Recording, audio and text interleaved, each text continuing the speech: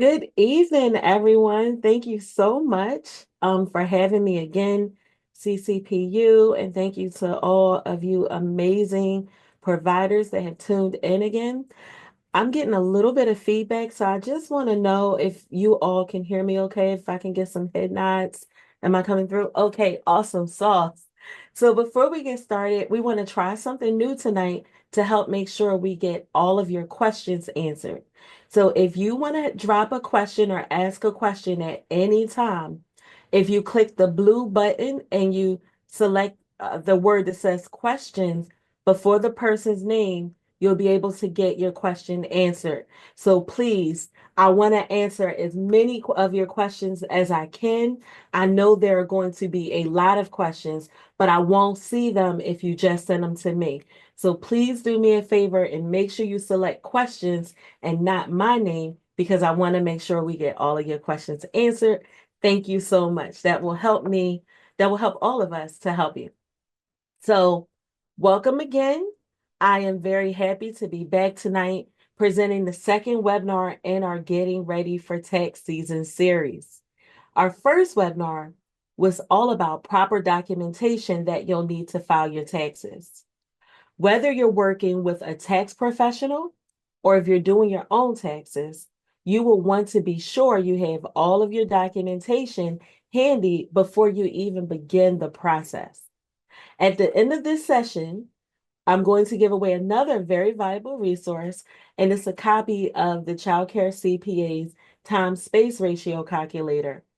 This calculator will help you determine how much of your shared expenses you get to write off. So whenever you need to write it off, you won't have to write an expense off. You won't have to do any math. It will do all of the calculations for you. So I know that is going to help a lot of people. Now, believe it or not, I have touched on much of what we're going to discuss tonight in our last session. You had some phenomenal questions, and some of you have subscribed to our YouTube channel, which is called the Child Care CPA. So we're not very hard to find. But tonight, we're going to dig a little bit deeper, and we're also going to have some interactive parts of tonight's training. So to give you a heads up, I'm going to ask for people that know their numbers of their square footage of their homes and their business space, and we can calculate your time space ratio live if you're interested in being a participant. So during our last session, we discussed deductions and credits, and we explained exactly what deductions are and how they work. But tonight, we're going to talk about some very specific deductions. Okay. And we're going to talk about how you can maximize these deductions, all using the IRS rules. So I hope that sounds good to everyone. How many of you, and you can kind of nod your heads, how many of you were enlightened to learn how deductions work? Did you find that deductions work the way that you thought they did? Or were you surprised to learn that by spending money on business expenses that you don't necessarily get a dollar for dollar reduction in your taxes that you owe? Were you surprised to learn that? So, as we talked about last week or the week before, there's a lot of misinformation surrounding taxes, deductions, what you can write off, and how to do it on the internet. So, my goal today is not only to bring you clarity, but to help you save some of your hard earned money on your taxes so that you can reinvest it into your business so that you can save some of this money to also be able to reinvest into your futures and your personal lives. So I hope that sounds good to you as well. So now this is tax talk. So I want to make sure that I'm keeping you all awake on a scale from 1 to 10, and you can rate it for yourself. How confident are you that you are getting all of the deductions and credits that you're entitled to? Now, don't worry if that number is not as high as you would like it to be, because over the next few hours, we are going to help you understand all of the deductions and options for getting these deductions that are available to you. So I see we are at different places in our feelings of how comfortable we are with deductions. So let's see. Are we ready to go to the next slide, Shanita? All right. So my name is Shanita Jones. I am known as the Child Care CPA. I'm the founder of Jones Taxes and Financial Services and the Child Care CPA division of our accounting firm. And there, all we do is serve child care providers like you. I'm a certified public accountant, and we've been specializing in working with child care owners for over 10 years. We help child care providers to make sense of their dollars and truly get to know their numbers so that they can grow their numbers. We do this through providing accounting, tax services, and also financial education. I'm the author of the Child Care CPA 7-Point Profit System, Slash Taxes and Accelerate Growth.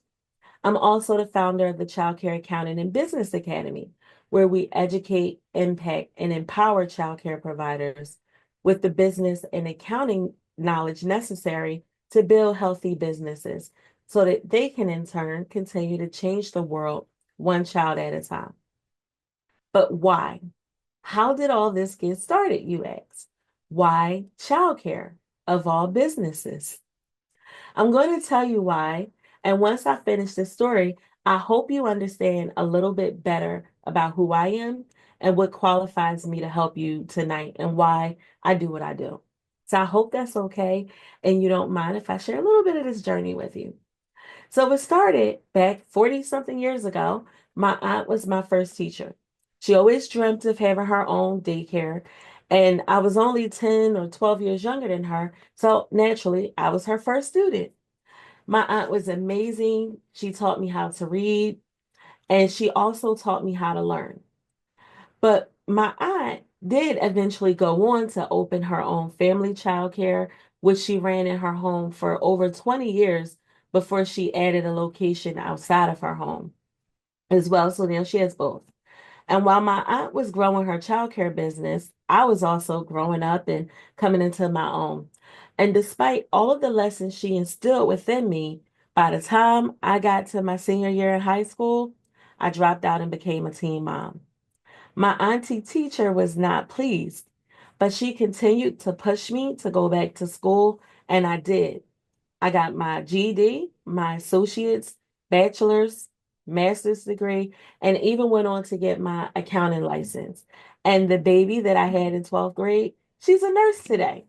And I honestly believe that all of this was possible because God entrusted my aunt with this dream of being an early childhood education teacher, and because she was my teacher. So you can understand somebody who had done so much for me, how hurt I was to find out my aunt was in tax trouble. It turned out that she and some of her colleagues had all gone to the same tax professional, and they all ended up getting into big tax trouble. I was working as a corporate accountant for the University of Pennsylvania, and I also had a tax business that I was running on the side. So my aunt called me for help. The only problem was I didn't know anything about business taxes, and I certainly didn't know anything about taxes for childcare providers. So I called my mentors, my colleagues that were also in the industry to see if anyone could help me by taking on my aunt's case. I was willing to pay for it myself. Call after call, we received rejection after rejection. No one wanted to help her. They listened to her story and they treated her as if she was a criminal or if she was less than and not a real business owner simply because she ran her business from her home, providing a home away from home for so many families.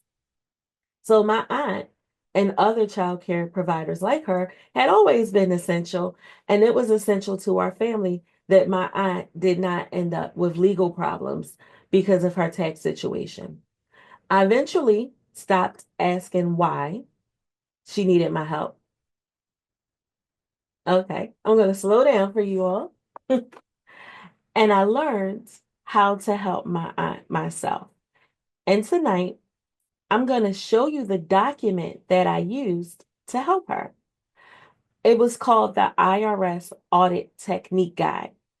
The IRS actually has an audit technique guide just for childcare providers. I used that guide to learn everything I needed to know to get her out of trouble and to help her stay out of trouble. Once my aunt's situation had been resolved, she told a friend told a friend, and that's how I became known as the child care CPA. I share that story with you because I want you to understand that I understand the importance of the work you do and how difficult it can be sometimes for you to find straight answers and straight, legitimate answers, knowledgeable answers for your businesses. So, during our time together, I want you to feel comfortable asking questions, sharing your feedback, and also understanding that this is a safe place and I'm here to help you. I never want to see another childcare provider go through what my aunt went through. So I'm going to give you the tools and all of the information necessary to help you have a successful tax season. Okay? So before we get into what we're going to cover this week, I want to do a brief recap of what we discussed during the last training, just to be sure that it all soaked in, and also in case you missed the training, so you would know what you missed and what you should go back to look out for. The recording was emailed out on January, I believe it was the 17th. So this is what we covered in session 1. Session 2 tonight is going to build upon that, but you can absolutely still benefit from session 2, even if you weren't present for the first series. But I do strongly encourage you to go back and watch that. So we talked about why it's so important to prepare early so that you don't miss out on key deductions or find yourself racing against the clock. I shared with you all of the key deadlines and the IRS rules about those deadlines you need to know. And this will help you to avoid getting hit with penalties and interest just by filing on time. I also shared with you that the IRS has given an automatic extension to state of California residents who are victimized by the recent wildfires. We talked about what documents you need, and also if you happen to be affected and lost all of your documents in the fire, we even talked about what you can do to still file your taxes. And we're going to talk more about that tonight as well. I gave you some tax terminology so that when you hear these very common terms, you will understand what they mean. We talked about how to create systems that work for you so that you can be ready without having to change the way you completely operate. And lastly, we talked about some mistakes to avoid so that you don't you're less likely to find yourself in a bad tax situation. So that was everything we talked about last week. But the fun did not end last week. I have a lot in store for you Pero this la week. semana pasada yo tenía mucho This is y what we're going también to esa talk about semana this así week. es. Y de eso hablaremos. This week, we're going to talk about some key deductions, and we're going to talk about your tax forms. So if you have access nearby to your last filed tax return, specifically your Schedule C, I encourage you to pull it up so that you can actually walk through it and understand it if you didn't really understand how it worked. Or if you do understand how it worked, you can get some reinforcement. We're going to talk about the time space percentage formula. I'm going to show you exactly how it's calculated and how to make sure you're maximizing it to get all of the deductions you are entitled to. We're going to talk about some tax saving strategies, and we'll explore some actionable strategies to help you maximize your savings while following all of the IRS rules. We're going to talk about record keeping practices and identify some essential documentation and habits to ensure accuracy and helping you to make sure your business is audit ready. You can never be audit proof because some audits are random, but you can be ready to defend yourself in the event you find yourself in an audit. And we're also going to talk a little bit more about some common mistakes where expenses are involved, and there'll be plenty of time for questions and answers. And as a reminder, please type your questions and direct them from the drop down where it says questions so that we can make sure we actually get your questions answered. So now I need to go ahead and do my due diligence and fulfill my legal requirements. Please note, the opinions expressed in this presentation are solely those of my own. Nothing you hear or see in this presentation or the recording or any materials provided thereafter should be construed as tax advice specific to your situation. For tax advice specific to your situation, you should contact your tax professional. At no time will we ever offer legal advice or legal services. For legal advice, you should contact an attorney at law who is licensed in your state. Now, all of the insurance companies and lawyers should be happy so we can proceed with our regularly scheduled program. Again, please make sure your questions are directed to the question dropdown. So this week is going to be a little bit different than last session in a good way. The difference is going to be that this week, I'm going to show you in real time a tool that will really calculate the time-space ratio for you within minutes. Is anyone excited about that? It will take you less than 5 minutes to be able to know how much of your shared expenses you can deduct. And if that's not exciting enough, again, we'll take two people if you have all of your numbers ready, and I'm going to do it in real time and show you how to do it. And then I'm going to give you a calculator that you're free to use. It'll be sent over from the training fund as well. So I want to caution you, this is very important. If you are working with a tax professional, do not do this calculation before you give your tax professional your expenses. If you do this calculation before you give your tax professional your expenses, you will not get everything you're entitled to because they will be reducing your expenses by your time space ratio as well. If you are doing your own taxes, do not perform these calculations and then put those numbers into the software. The software needs to do its job. The professional needs to do its job. I am only showing you this calculation so that you understand how it works. The last time I taught people this calculation, they did not understand it. So if anyone does not understand it, I will be more than happy to repeat that again. So, does this make sense? I'm going to show you this, but it's only for your information. Do not use this and also use software or give your reduced number to a professional, or you will very likely pay more in taxes than you should. And that is not our goal here today. So, please make sure you have your pens and paper ready because we are going to cover a lot tonight. So this is what we're going to cover. And I did see someone ask me for the form. I'll drop the link for the form. It's on one of my slides. I will share it with you. I only was able to find this form in English, so I couldn't find it in any other languages. So let's start by talking about the IRS audit technique guide for child care providers. And I will give it to you now. So I saw somebody said they couldn't find it.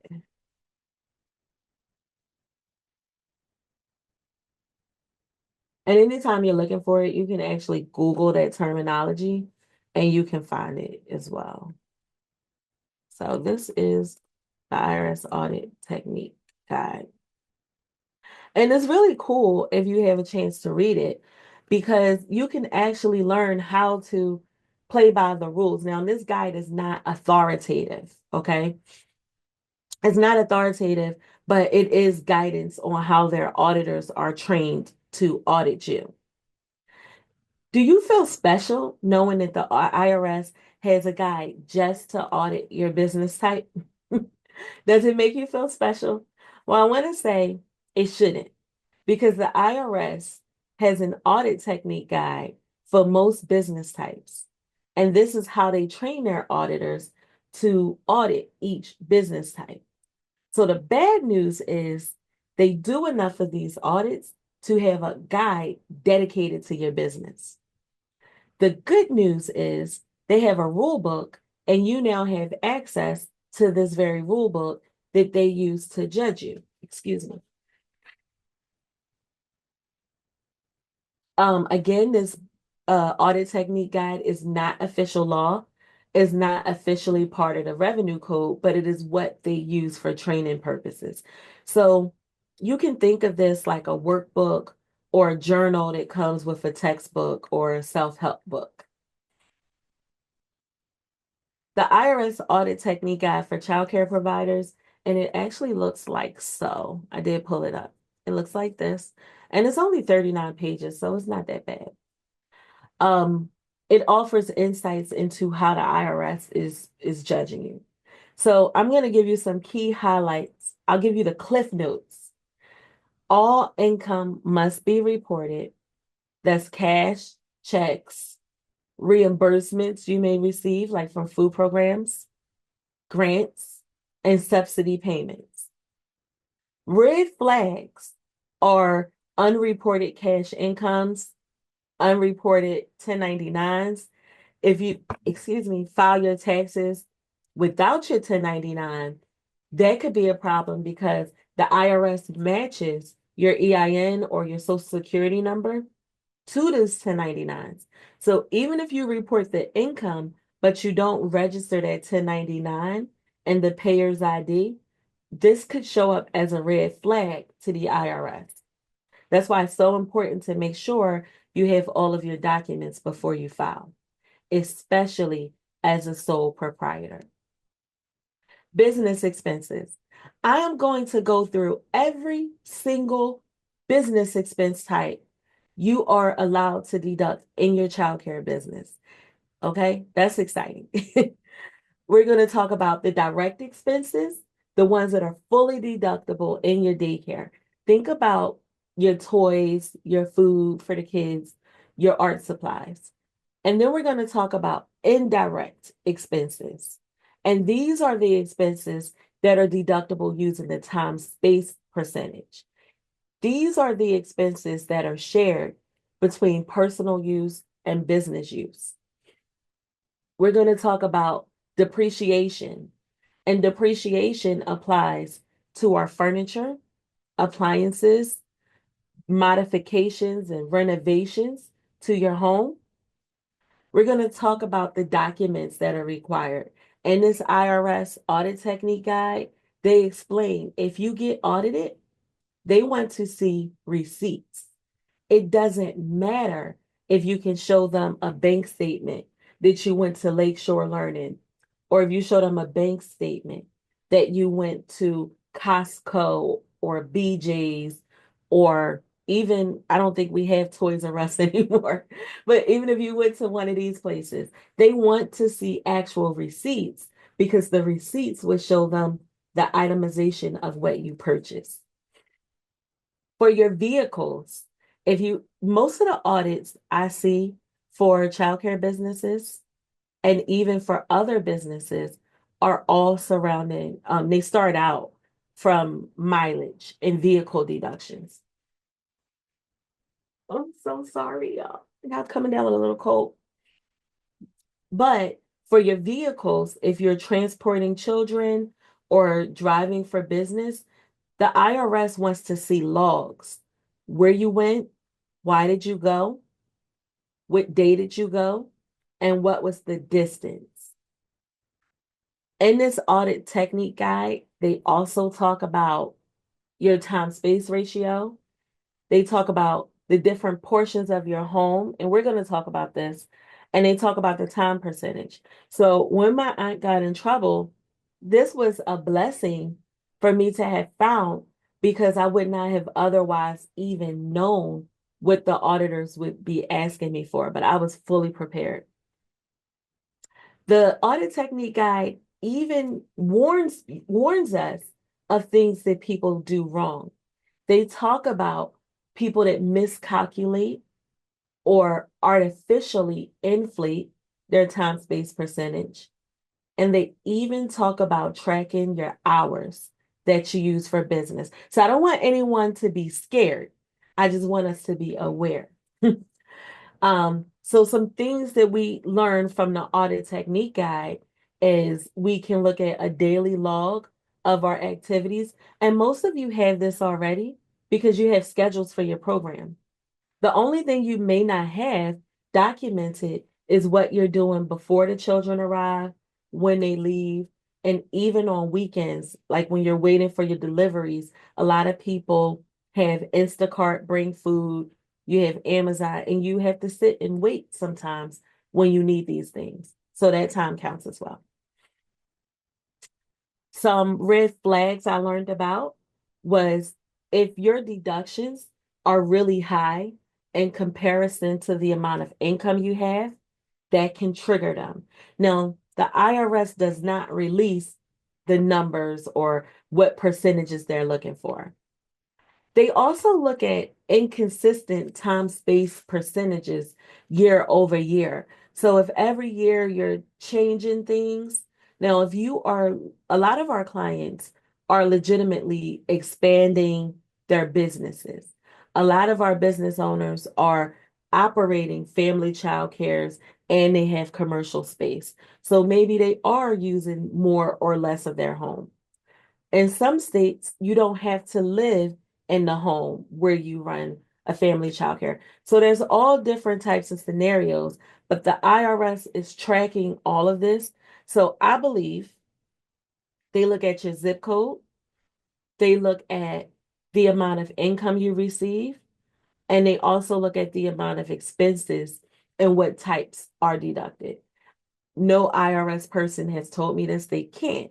But just based on what I've seen and experienced, I believe this is how they select people for audit. Because we've represented a lot of people in audit, and it's always the similar things that come up. So, to proactively prepare for an audit, you want to be consistent. But if you are entitled to something, I don't want you to not take these deductions because you're afraid of the IRS. Just make sure you have documentation. And as long as you have documentation, you will be okay. So, the key takeaway about this IRS audit technique guide is that it helps ensure childcare providers can claim deductions accurately and comply with the tax law. Following the guidelines of this guide will not only maximize your savings, but it will give you confidence and peace of mind should you ever find yourself in an audit situation. So these are some of the areas, and I talked about it a little bit, that the IRS will look at. They'll look at your income reporting. Is it, does it make sense, right? For example, if you have people on payroll and your payroll wages are a certain amount and your income looks like, well, how did this person afford payroll if they only made a different, a low amount of money? These are things they can look at. They also know who gave you a 1099. And if you don't report your income with the EIN of the person that paid you, that's a problem. When you give families your EIN number and they report how much they paid you, all of this is coming into the IRS's system for them to be able to, and it's all computerized, and they can tell if income reporting issues exist. The same thing with business expenses. They love to audit business expenses. I believe one of their favorite business expenses to audit is mileage for your vehicle. And we're going to talk about that and how to protect yourself in this area. They like to audit the time space percentage. So, how much of your home can you use and are you using for business? And if you find yourself in an audit, what kind of records do you have? So, these are some things that you can do to be proactive. No tax person, no accountant person, not even me, no one can guarantee you that you would not be selected for an audit. If they do, they're not being honest with you because some audits are random. So, how many of you all have heard of the form Schedule C? And I'm saying the letter C like cat. I know sometimes my pronunciation gets this. So, our Schedule C form, if you have access to your prior year tax return, I encourage you to pull your Schedule C up, take a look at it. If not right now, then look at it tonight. And also, this is what it looks like. This form is available in English, in Spanish, and in Chinese. Okay. So get very familiar with this Schedule C. Please do not be intimidated by it because this is what makes up your tax situation for the most part, for most of you. There are some people here that may file as a S corporation or maybe even a C corporation. If you are an S corporation or a C corporation or even a nonprofit, I have some good news for you. All of the business expenses we're going to talk about for Schedule C, these all apply to you too. So you're in the right place. Your tax form just looks a little different. Okay. So is anyone unsure of what tax form that you file? If you're unsure, please take some time out in the next few days to go look at your last tax return you filed.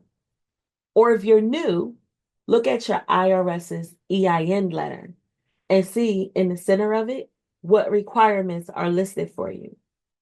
You can also check with your tax professional and get this, ladies and gentlemen, you can call the IRS and you can ask them what do you have to file for your business? All you would need to do is give them your EIN number or your social security number and they can pull it up. But when you call the IRS, you want to make sure you're calling the IRS business hotline. And you can Google that.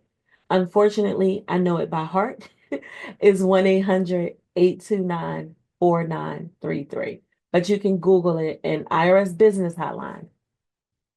So remember I told you in the first session, there is no such thing as a silly question. So if you aren't sure, it's absolutely okay to ask. It's imperative to ask.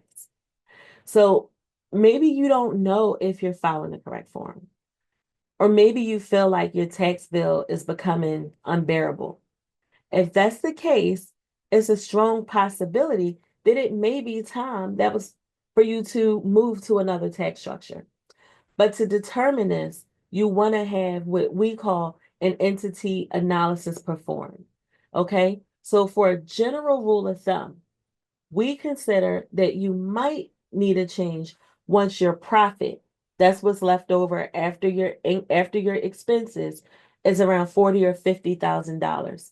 But that is not an absolute number because everyone's tax situation is different.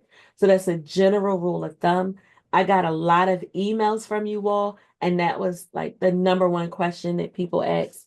So make sure you are following things specific to your situation and not just following the masses or someone that wants to provide a service to you that you might not need yet. The Schedule C form gets filed along with your personal return. So that means if your business is a single member LLC, or if your business is a sole proprietorship, or if you're operating as a DBA, doing business as, you cannot file your personal return and then come back and file your business return later. Your business return or your business information must be filed with your personal return because Form Schedule C is a part of the 1040 form. It's one of the many schedules that go with your 1040 form. And the Schedule C form really only has one purpose. And that purpose is not to decide who they're going to use the audit technique guide on. The sole purpose of the Schedule C is for you to report your income and expenses for your business. That's it. So if you have more than one business, you may have to file more than one Schedule C if they do something different, if your businesses do something different. So on this Schedule C form, the government asks you to enter a code right here. This code is called a NAICS code or NAICS. And this code is what identifies your business as a childcare business. So that's how they know that it's not by what your business is named, it's by the code that goes here in this box.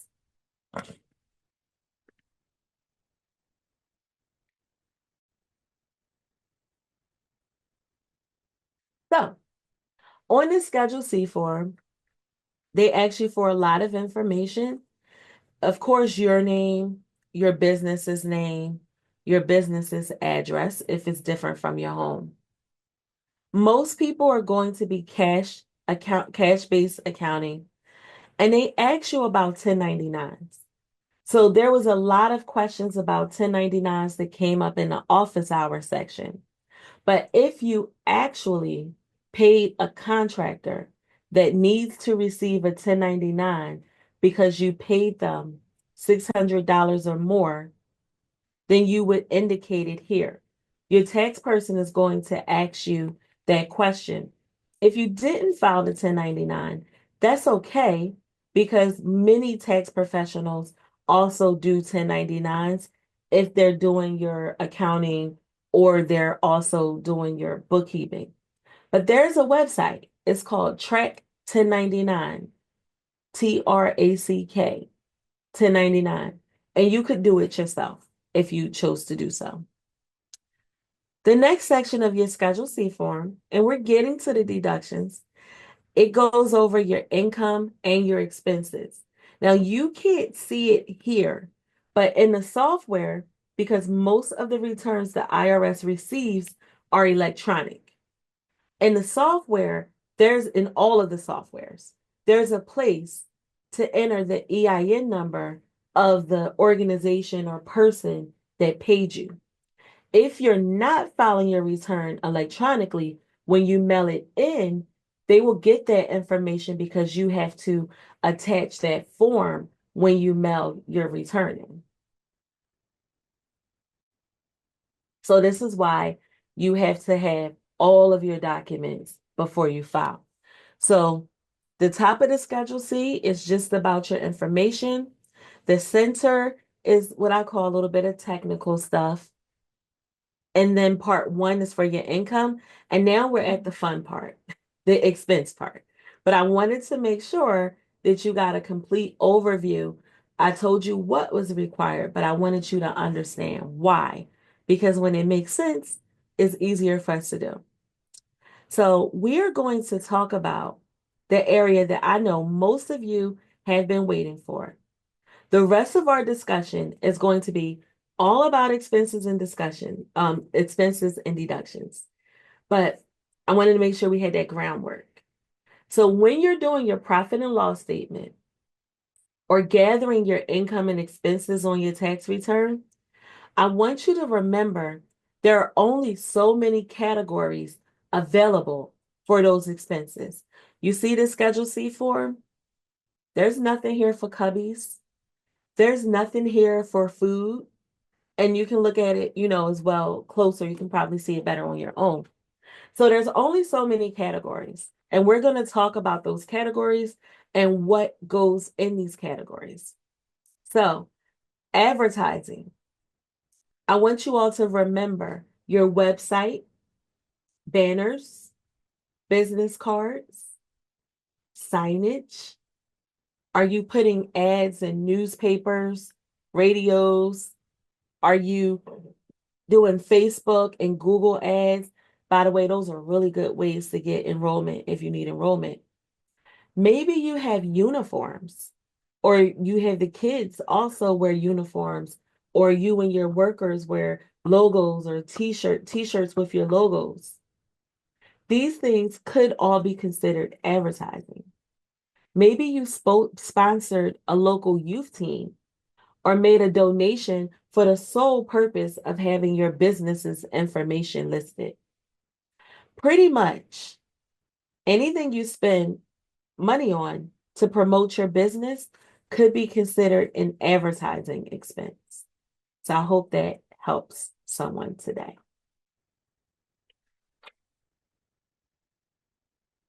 Let's talk about car and truck expenses. Do many of you use your vehicle for business? If you use your vehicle for business, when you use your vehicle, you only have two choices. You're going to get to deduct your mileage, where the IRS gives you so many cents for each mile you drive, or you can deduct your actual expenses. Your actual expenses would be gas, tolls, repairs, maintenance, but you cannot do both.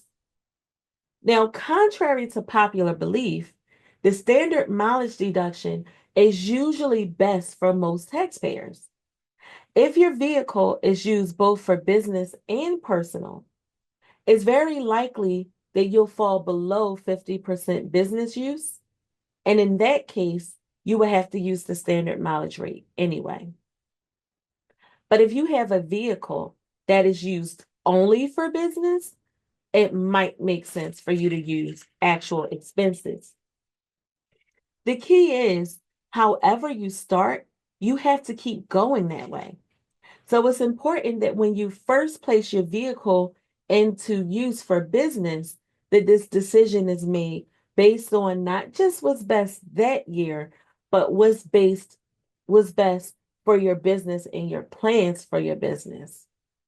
So you can consider using apps like Mile IQ, and I'm saying Mile IQ, and that will automatically start tracking your miles when you get in your car, and it'll tell you, and then you can go on a computer or even on your app and let it know the business trips, and it'll remember when you go from here to there, that's business.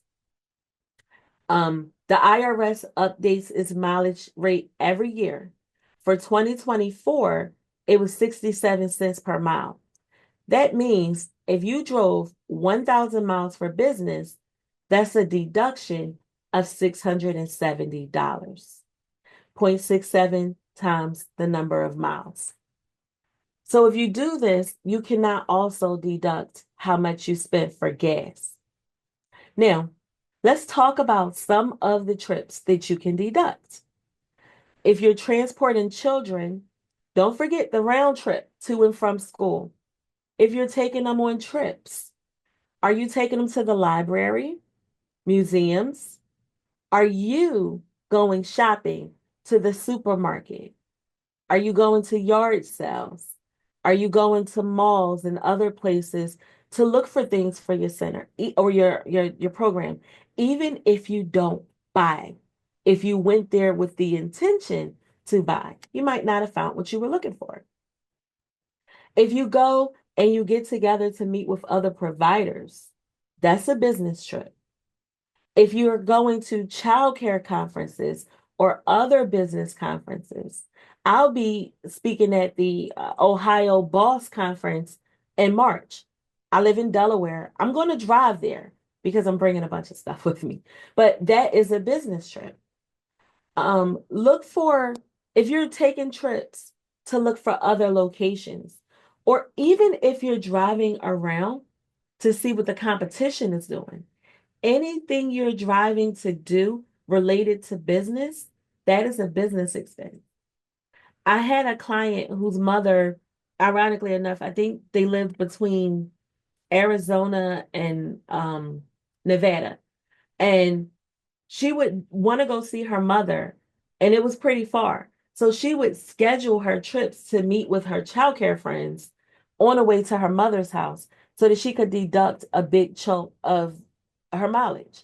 And they actually had a curriculum of what they would talk about and what they would work on for their businesses. When you're deducting your car and truck expenses, your tax professional, or if you're doing it yourself, the software, please don't do your taxes by hand. Don't do it. The software will ask for the make and model of your vehicle. It'll also ask for the beginning and end of year odometer readings. Since this is the beginning of the year, it might be a good idea for you to get an oil change anyway, but it'll also give you at least an odometer reading for you in the event that you ever need to prove anything. Your tax professional will also ask for the purchase price and date of your vehicle and when you started using it for business.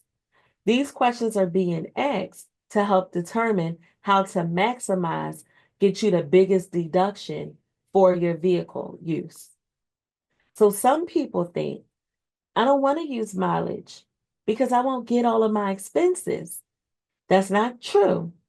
The standard mileage rate was created and the calculation includes the cost of gas, depreciation, repairs, maintenance, and all of the actual expenses. So you're not losing anything by using one method or the other.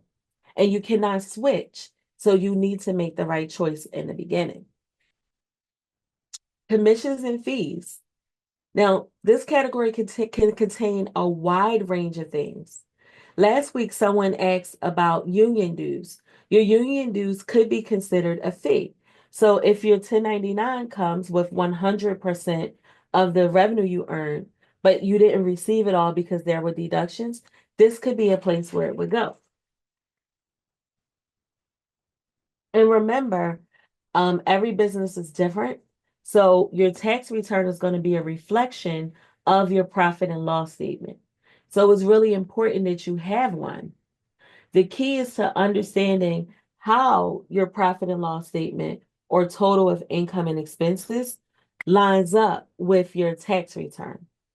And remember, if you hire someone to prepare your return, that does not mean they are required to assist you in an audit. That's usually a separate thing that people may or may not do.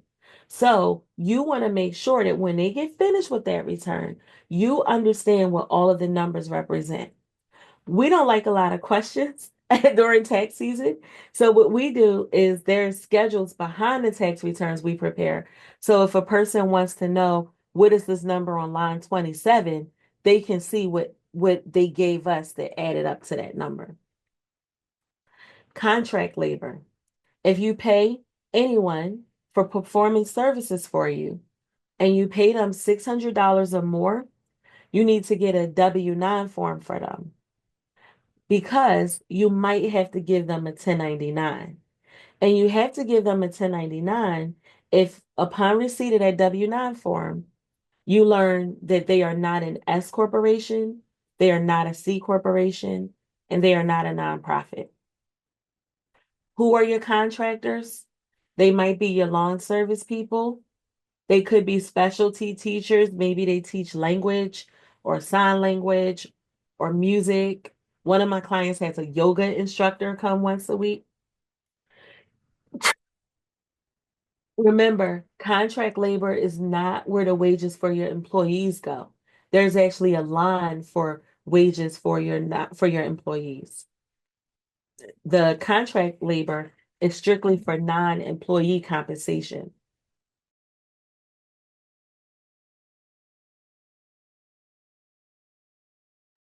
Ooh, sorry about that. Now, depreciation. Depreciation is the expense for the normal wear and tear of your assets.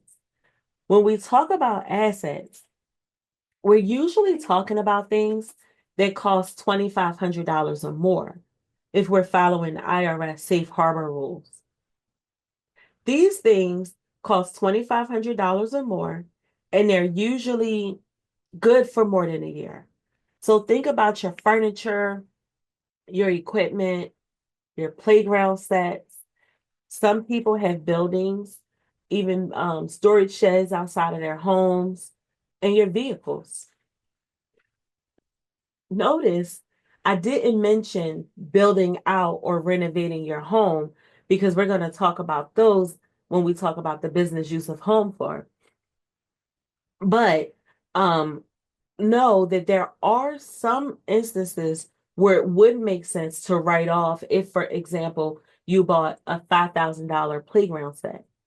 There are some instances where that entire playground set might be written off in 1 year, but you want to make sure it's done the right way.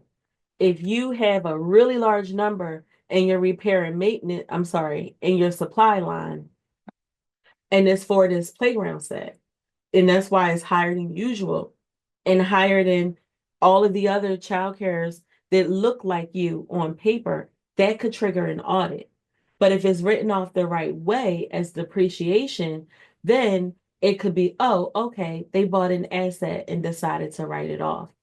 So this is a discussion you would have with your tax professional about how your assets will be written off to make sure you're doing what's best for you, not just this year, but in years to come. Because when things are depreciated, they get written off over a period of more than just 1 year.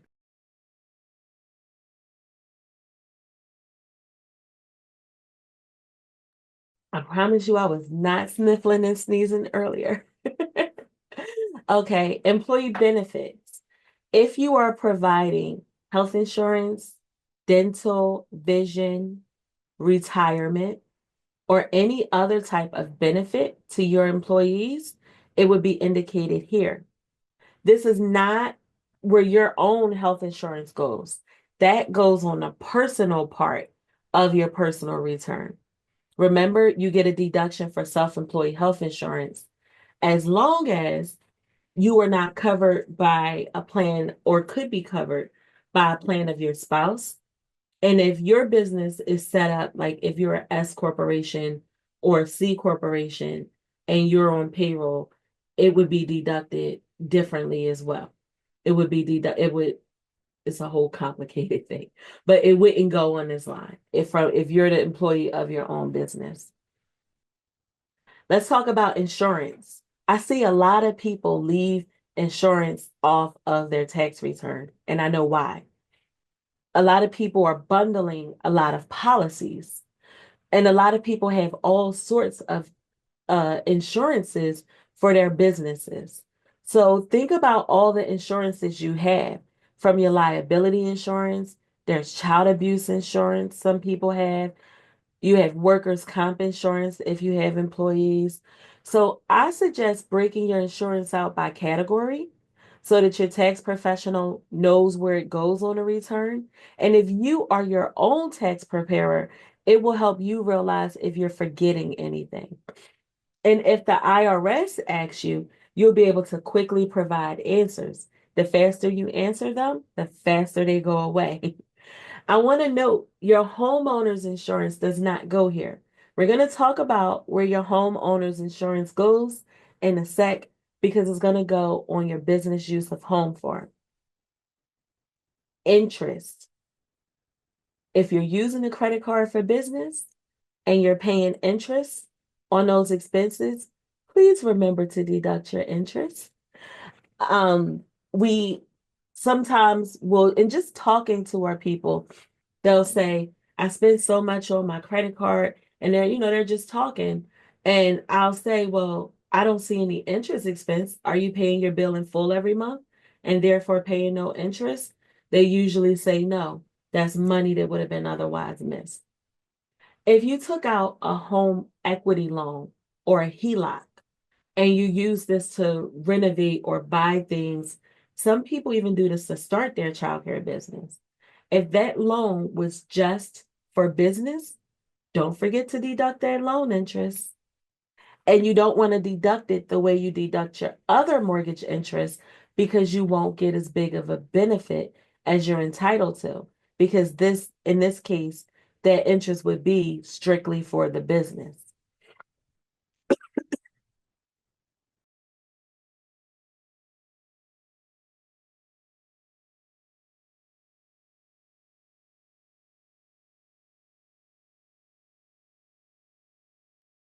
Legal and professional fees.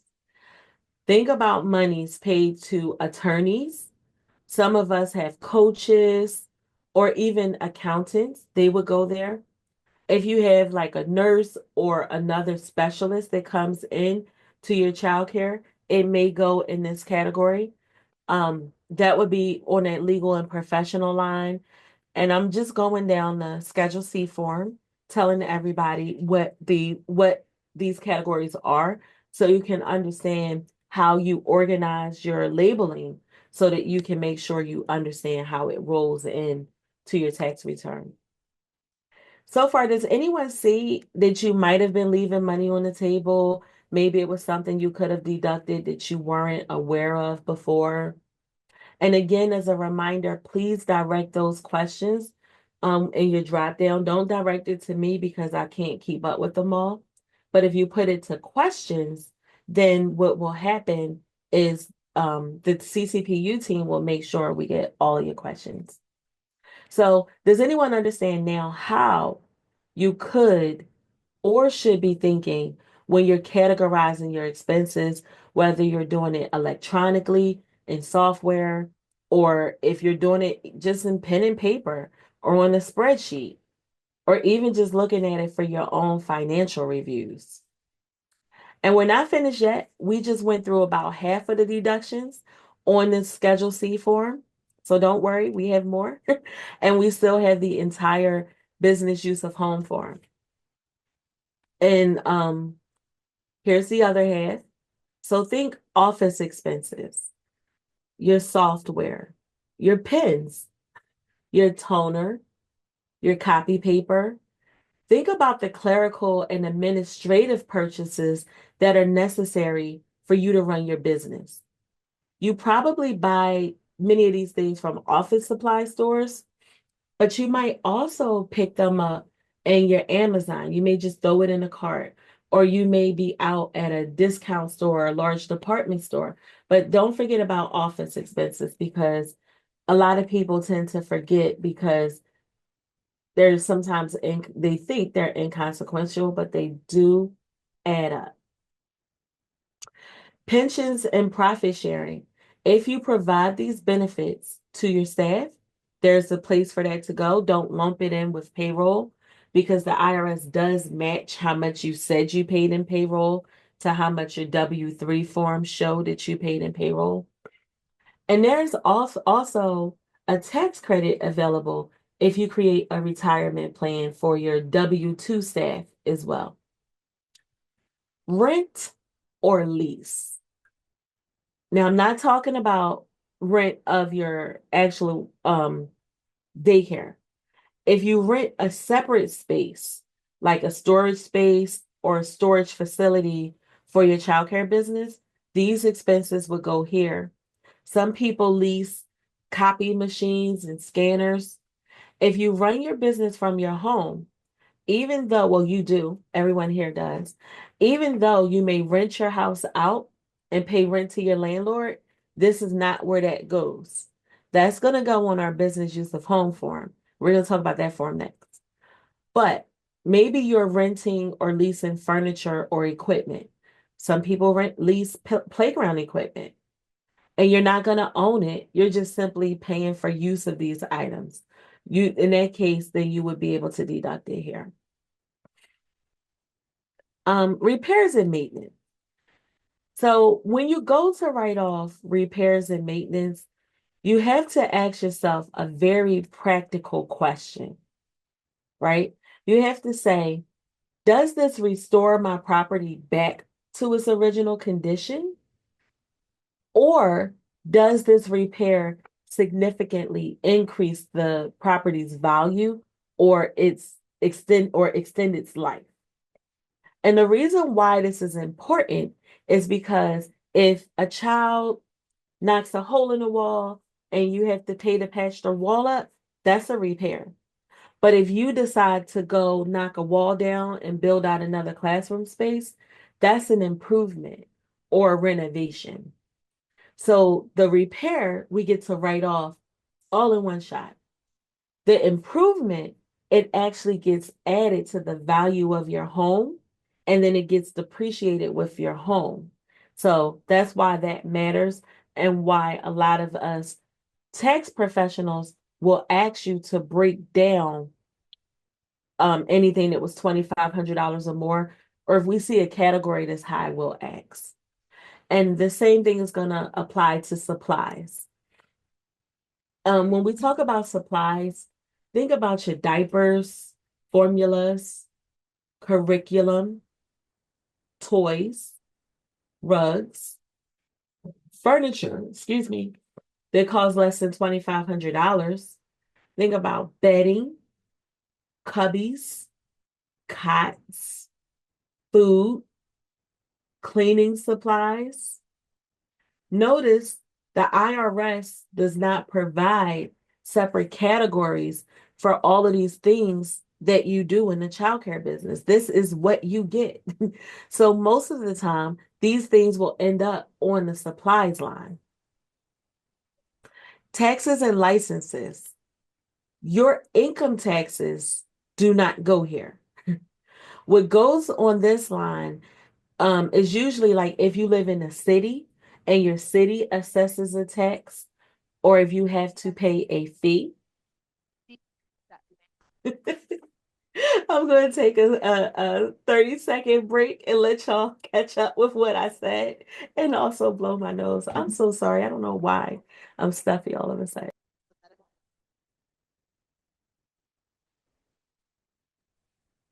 So that's what would happen on our taxes and licenses line.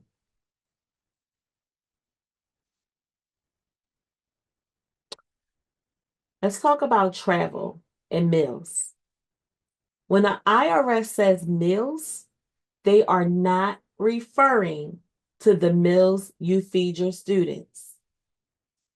This line here, please listen. It does not refer to the meals you feed your students.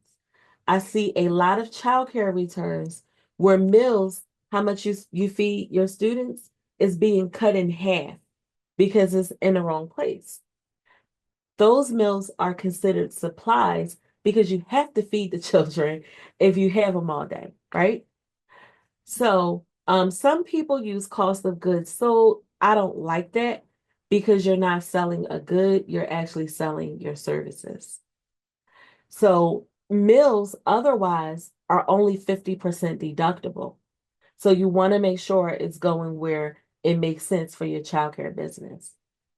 When we talk about traveling, we're talking about airfare, your train or your bus ticket, car rentals, your mileage deduction, or actual use, if that, depending on which method you use. Your travel might include hotel or Airbnb stays, but the meals are only 50% deductible, or you could take the per diem rate. Some other expenses we see people forget about for travel would be baggage fees, shipping. So I don't mean vacations. That's a good question. We don't get to write off, or I'm glad you asked that, Martha. We don't get to write off our own vacations. However, if you hear there's a great childcare conference in Orlando and you've always wanted to take your family to SeaWorld, you can coordinate going to that conference and taking your family at the same time because you get to deduct the day before or the day after a trip. So that is a strategy that we use a lot with our clients. I use it with myself. I'm going to a conference in Vegas next month. I'm going to arrive a day early and I'm going to stay a day late so that I can have fun and go see the Grand Canyon again.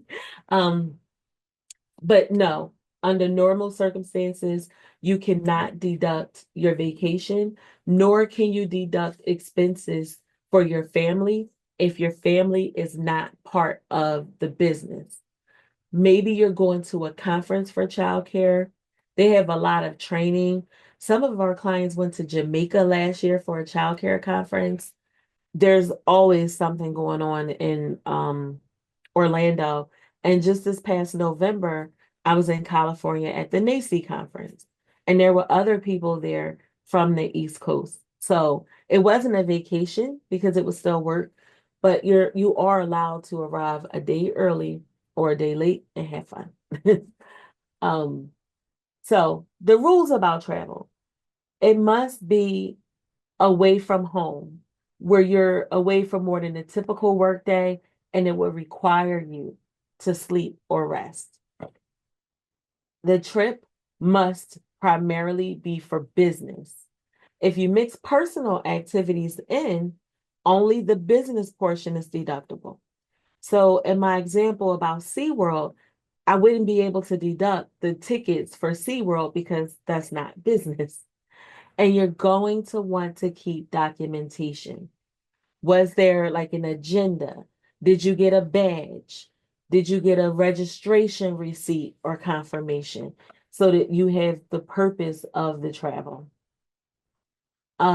And your business meals, your meals while you're there, you get to deduct those too.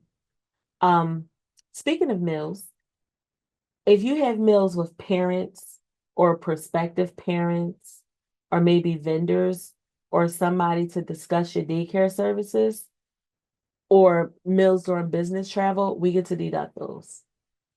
Some people, this was the craziest thing when I learned this. Some people feed their staff because they're afraid that if the staff goes out to lunch, that they won't come back and put them out of ratio.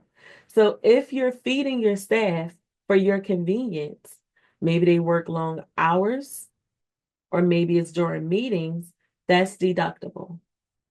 But just you having a business meeting with yourself, I'm sorry, that is not a business deduction. I got that question before. Um, Wages.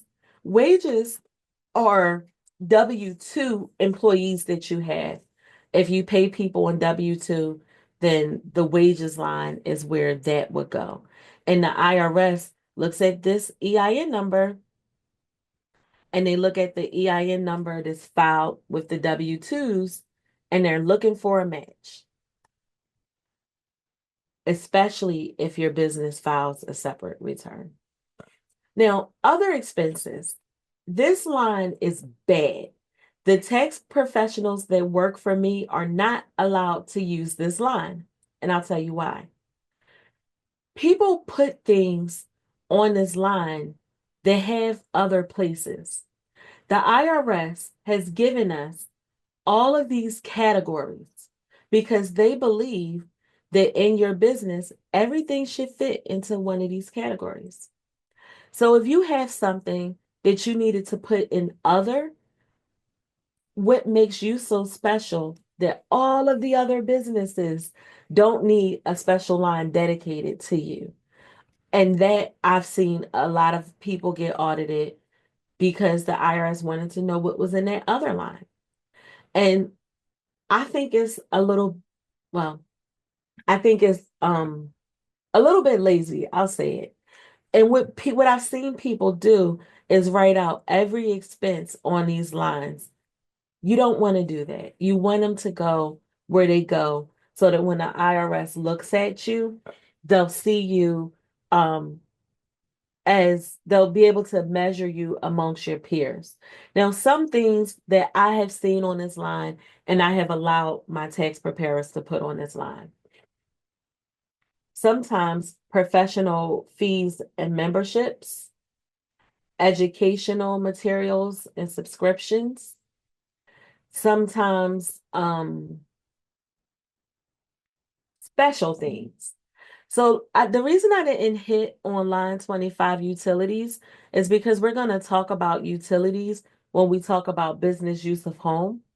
But the only way a family provider would have something on the utilities line would be if they owned multiple family childcare homes and they did not live in that home, because you're using your utilities for your personal use and for your business use. So that's why I didn't mention it.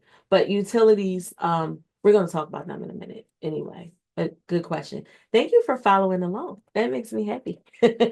So, some common mistakes we want to avoid. I see a lot of people underreport their income accidentally, or they make the IRS think it's underreported because they don't also wait for their 1099s. I also see people fail to claim all of their deductions.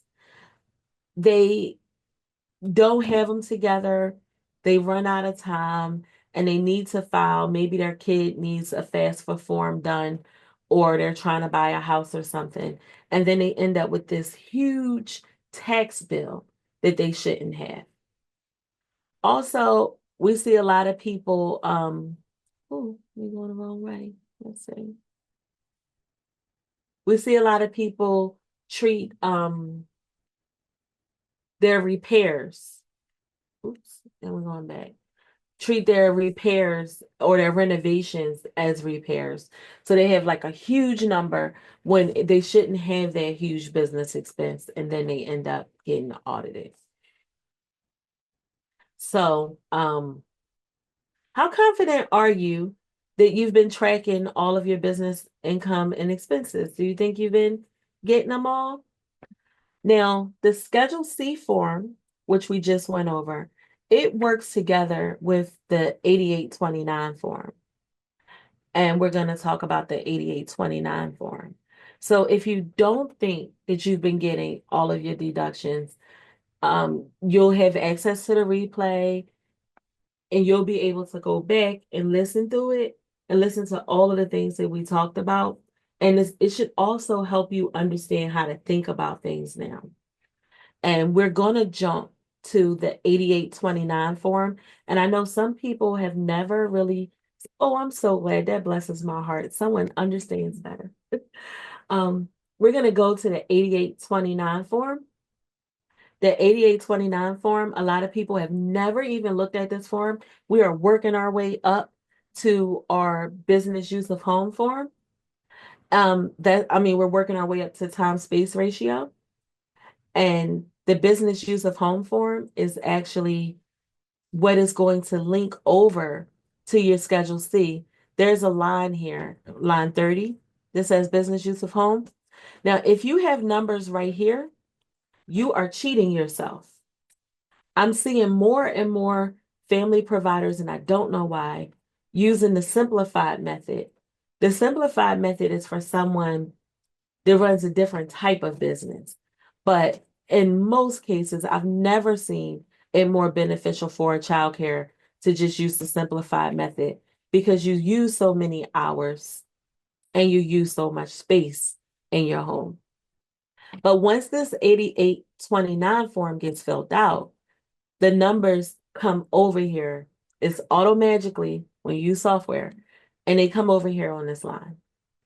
And we are going to talk about that 8829 form. So this form is not just used for childcare providers. This form is used for all businesses that uses space in their home. Under normal circumstances, you cannot deduct business use of your home if you don't use that space only for business. So in my home, I have an entire floor that's just used for business, but I can't deduct space in my kitchen or my dining room or anything. I don't have a childcare. I don't use those spaces for my business.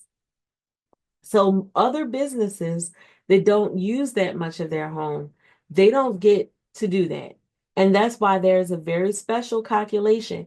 Now, I told you this form is for all businesses, but look at who they have something specifically written for here.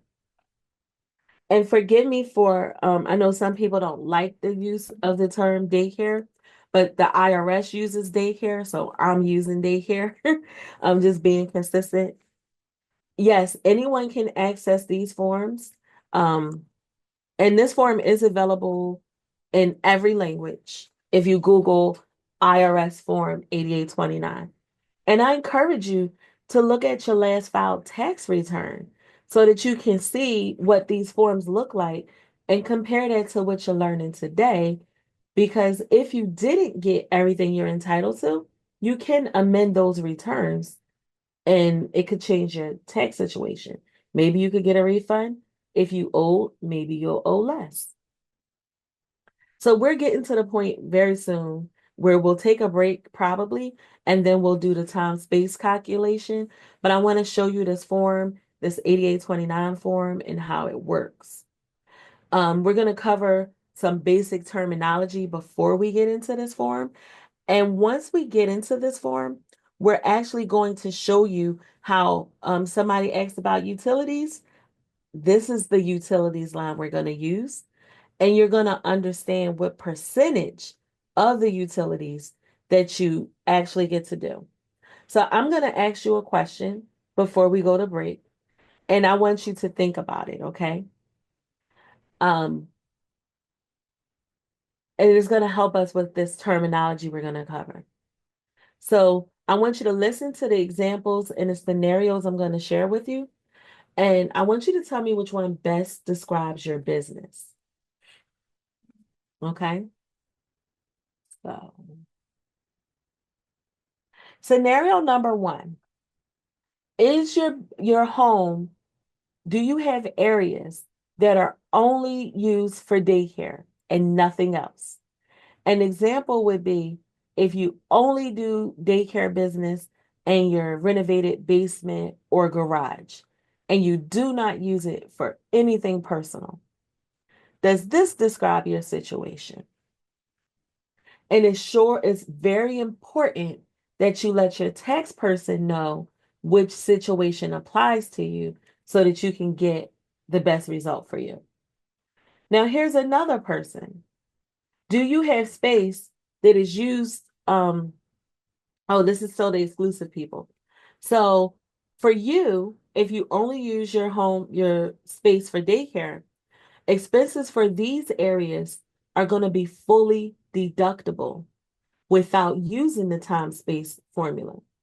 So you're going to use the space formula, but you're not going to use the time formula. So this is all still the same option, Maria. These are people that have a space, it's only for daycare. Next up, this is more common. And these are the people that use the time and the space ratio. So if you only use one space for daycare, you're just going to be using space. But if you use the space, if you're home, you're using it for daycare and personal. Maybe you have some spaces that's only daycare, and you have some spaces you allow the daycare to share with your family. Maybe you use these spaces after hours to share with your family. So it's important, yes, most people, kitchens and restrooms, sometimes an entryway or a mud room. And we call these areas mixed use. And sometimes you're using a place for storage. So maybe the children aren't allowed in that spare bedroom, but that's where you keep all of your storage. We can count that space as well. So when you have a mixed use situation, like most people, the calculations get really tricky. Because if you have some spaces that are only used for childcare and some that are used for personal living space, that's where we use the infamous time space calculation. I'm going to give you a calculator, but again, I don't want you to use this calculator to do your taxes. I want you to use this calculator only to understand how much of your shared expenses you can deduct. And the reason I don't want you to use it and put those numbers on your tax return is because you'll further reduce your expenses and error. We don't want you to do that. So we've gone through some examples, and what I'm looking for is I'm looking for two people.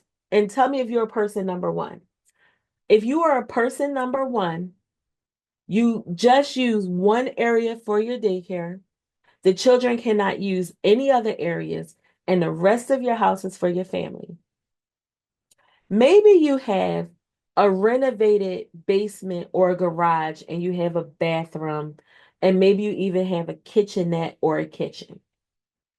If this is you, I need to know what is the total space of the exclusive part and what is the total space of your total home. And the second person that does mixed use before a break, I want to know what spaces are used for home and daycare and what spaces are just used personally.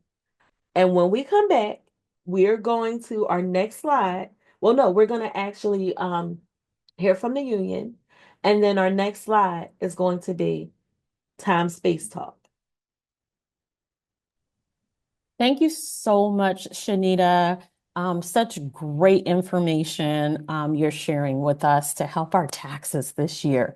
So what we're going to do now is we're going to have some union members come on and talk about the union. And this is a time where you can stay, it's your choice, or you can get up and take a break. We're going to take a 20-minute break. So take it away, Giovanna and Natasha.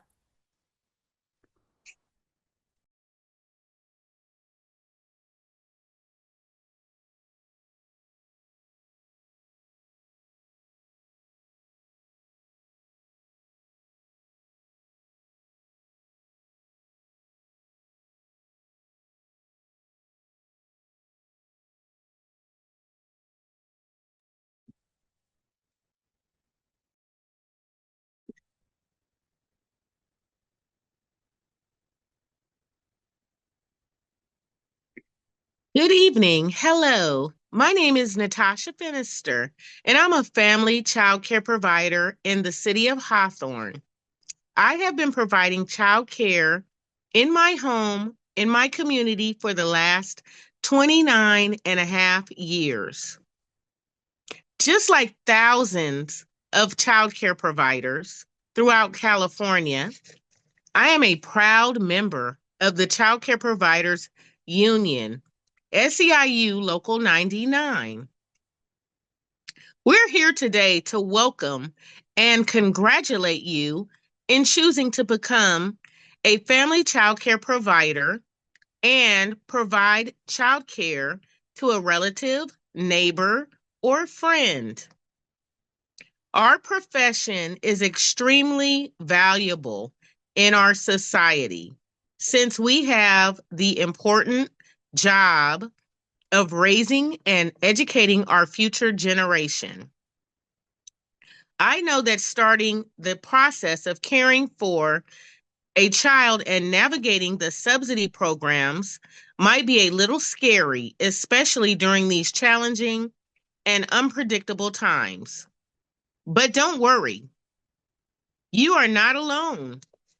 We have a strong and supportive network in place in our union, Child Care Providers United, SEIU, Local 99.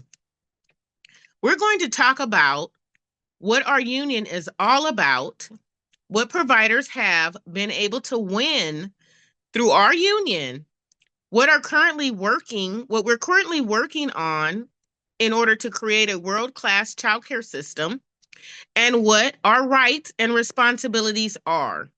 So I hope you leave today empowered, excited, and as proud as I am to be a union member. I'm sharing the link to our membership application so that you can start filling it out as I speak. Our profession is extremely valuable in our society since we have the important job of raising and educating our future generation. I know that starting the process of caring for children and navigating the subsidy childcare program and licensing department might be a little scary, especially during these challenging and unpredictable times. Once again, you do not have to worry. You are not alone. We have a strong supportive network in place, our union. We are going to talk about what the union is all about.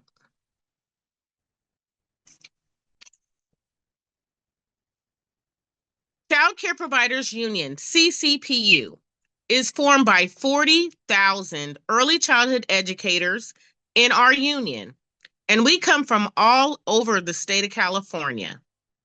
We take collective action to improve the quality of early childhood education, its affordability, and the living wages and benefits of all early childhood educators. We all come from different backgrounds, speak different languages, live in different zip codes, and have different licensing statuses and teaching styles. CCPU is the vehicle which we as providers in these separate local unions in California, SEIU Local 521, SEIU Local 99, and UDW, advocate for ourselves and the families that we serve as single, powerful organization. We belong to both our respective local union and CCPU. This structure allows us to strengthen the childcare systems in our cities while also building a statewide organization focused on setting a clear standard for uplifting ourselves and the families that we serve.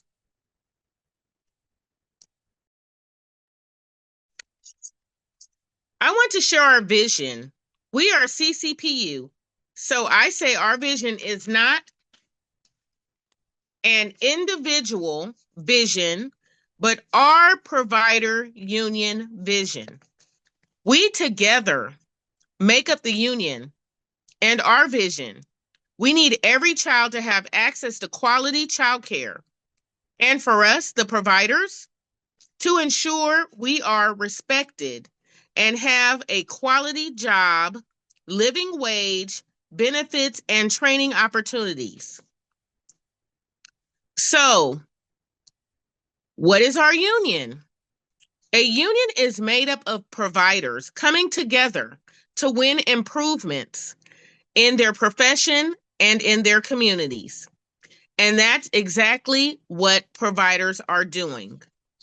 Providers won an historic union election and our first contract with the state with over 97% yes vote during a pandemic after 17 years of fighting with our union. With our union, we now have a seat at the table where we can provide our input, our suggestions on how to make the system work for providers, children, and families. The state and the agencies we contract with can no longer make unilateral decisions that impact our work and our livelihoods. We have collective bargaining rights now.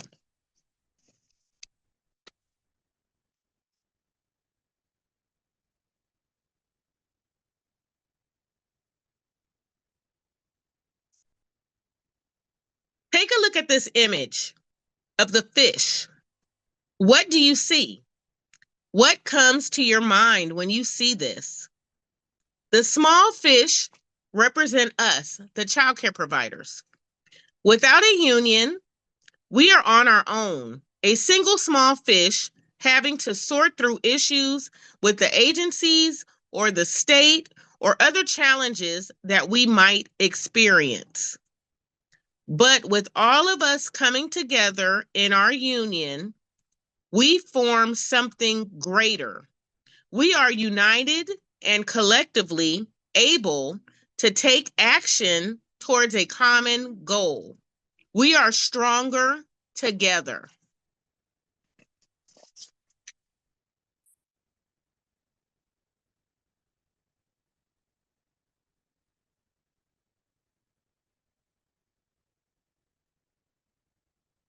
As soon as we won the right to negotiate with the state back in 2020, we wasted no time to help providers during the pandemic. CCPU negotiated multiple stipends for care providers with subsidized children, as well as overall stabilization stipends and renovation stipends. We won all of this through our union. The pandemic affected many providers' ability to remain open. So to help us stay afloat, we negotiated 16 paid COVID days. This meant that if any provider had to close because of COVID, they would be reimbursed. During the pandemic, many parents chose and are still choosing to keep their kids at home for the fear of COVID-19. We were able to negotiate an important change to how we are being paid. We get paid based on enrollment rather than attendance. Let me repeat that. We get paid based on enrollment and not attendance. This means that if families need to shelter in place because of COVID, we are not hurt by this, and we are still paid based on our program's enrollment rather than attendance. That is union power. Lastly, we also created joint labor management committees with the state that focus on what matters to us providers so we can continue to fight for and win on things such as retirement, healthcare, paid time off, and other ways towards improving the childcare system for all. Through the hard work of our joint labor management committees, this year, we have been able to accomplish many great things. One that stands out is our training fund, which we won money for professional development.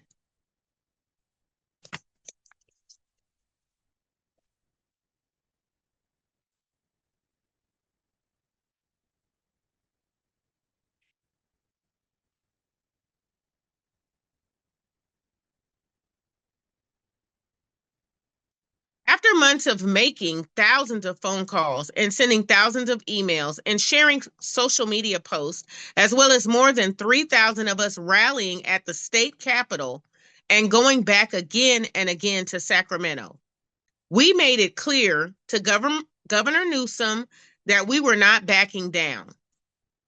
The result of our organizing and collective power is that he finally listened, and the outcome was a historic win for all of us. This contract, unlike our first, is historic in so many ways, but none of it would have been possible without all of us coming together and fighting in unison until the end. Our tenacity and power are undeniable and have been proven once again that when we fight, we win.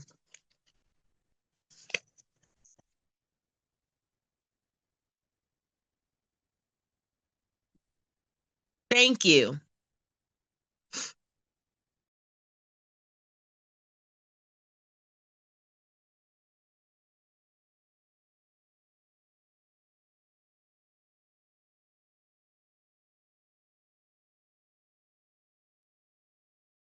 Thank you, Natasha. Much appreciated.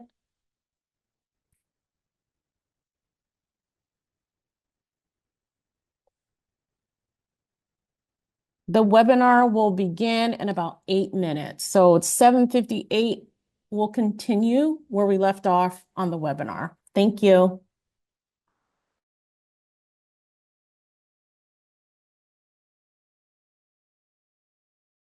All right. Everybody's ready to come back. Shanita, are you ready to go? It is 7:58 p.m. Yes, ma'am. I am ready. Take it on. Okay, so I saw a few questions I will touch on like I did last time while everybody's getting back into the flow, because I noticed a couple of these questions actually relate to time-space ratio. So one person asked, they gave me the total square footage of their patios as well as the inside of their home. The time-space ratio only applies to the inside of your home. So you should not use that patio square footage in counting your time-space ratio. That I thought was a really good question. There's also a few questions about not being licensed. So even if you aren't licensed, Many of us that aren't licensed because we aren't required to be licensed. So if you are not licensed, but you're earning income and you have expenses associated with that income, you absolutely should get your deductions. So I saw that question quite a bit. So make sure you get your deductions. Someone asked about food. They said everything is so expensive, but food-wise, there's no reimbursement. So I think the question there was, can food be deducted? And the answer to that is absolutely. You should be deducting the food. Um, how much do one need to spend to use a 1099 form?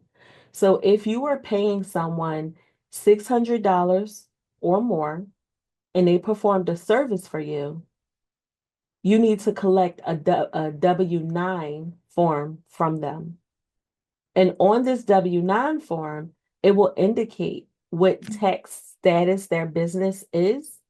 And if they are not an S corporation, a C corporation, or a nonprofit, then you need to give them a 1099 form. Our firm is an S corporation. Someone says, what if you get income with the EIN and a social security number? In that case, that's fine. You would still report all of your income. Different tax people handle it differently. If it's all for the same business, we usually put it in the same Schedule C form.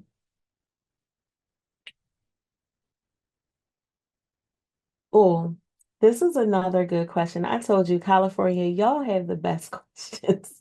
Someone asked if they're moving from one house to another, can they claim moving expenses? After the Tax Cuts and Job Act, no, you cannot claim moving expenses because you live in this home.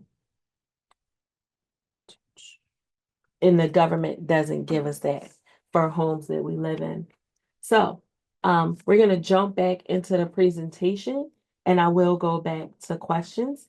A few of them just stood out for me and I wanted to make sure I covered them because I thought they might apply to more than one person. So back to our time space ratio. If you can all see my screen, yeah, I think you can see it now. This is the calculation. It is very, in my opinion, and I'm a numbers girl. In my opinion, it's complicated.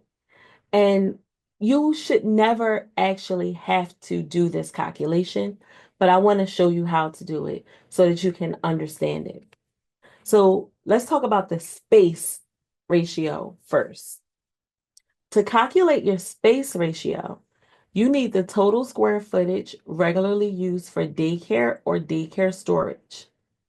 And then you need the total square footage of your entire home. And you divide the daycare space divided by the total space. That is going to give you a decimal number. Let's say it comes up to 0.25. And I will show you an example. You would then multiply that 0.25 by 100. And that's how it turns into a percentage. So that one is easy.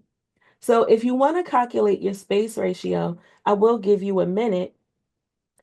Get the total space, especially my exclusive people, the people that just have one area only used for daycare and nothing else.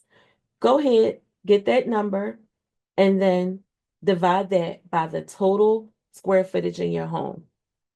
When you have your taxes prepared, your tax professional, assuming they're familiar with childcare, they're going to ask you for this number.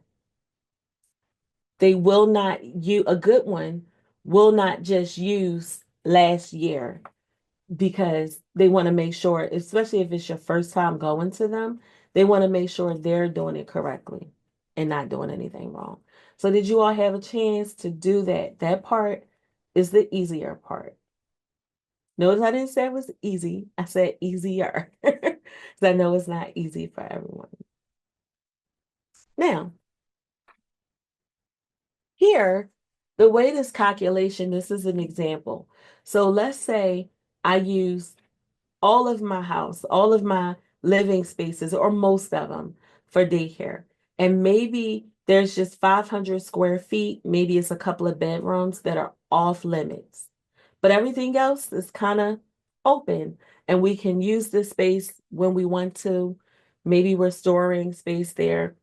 So in my example, my house is a little bit more than 2,000 square feet, and it used to be a family childcare.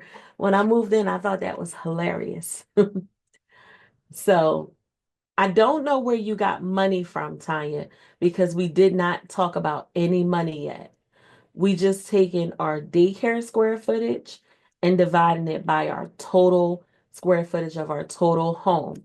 We're only talking about the inside areas, not the outside areas.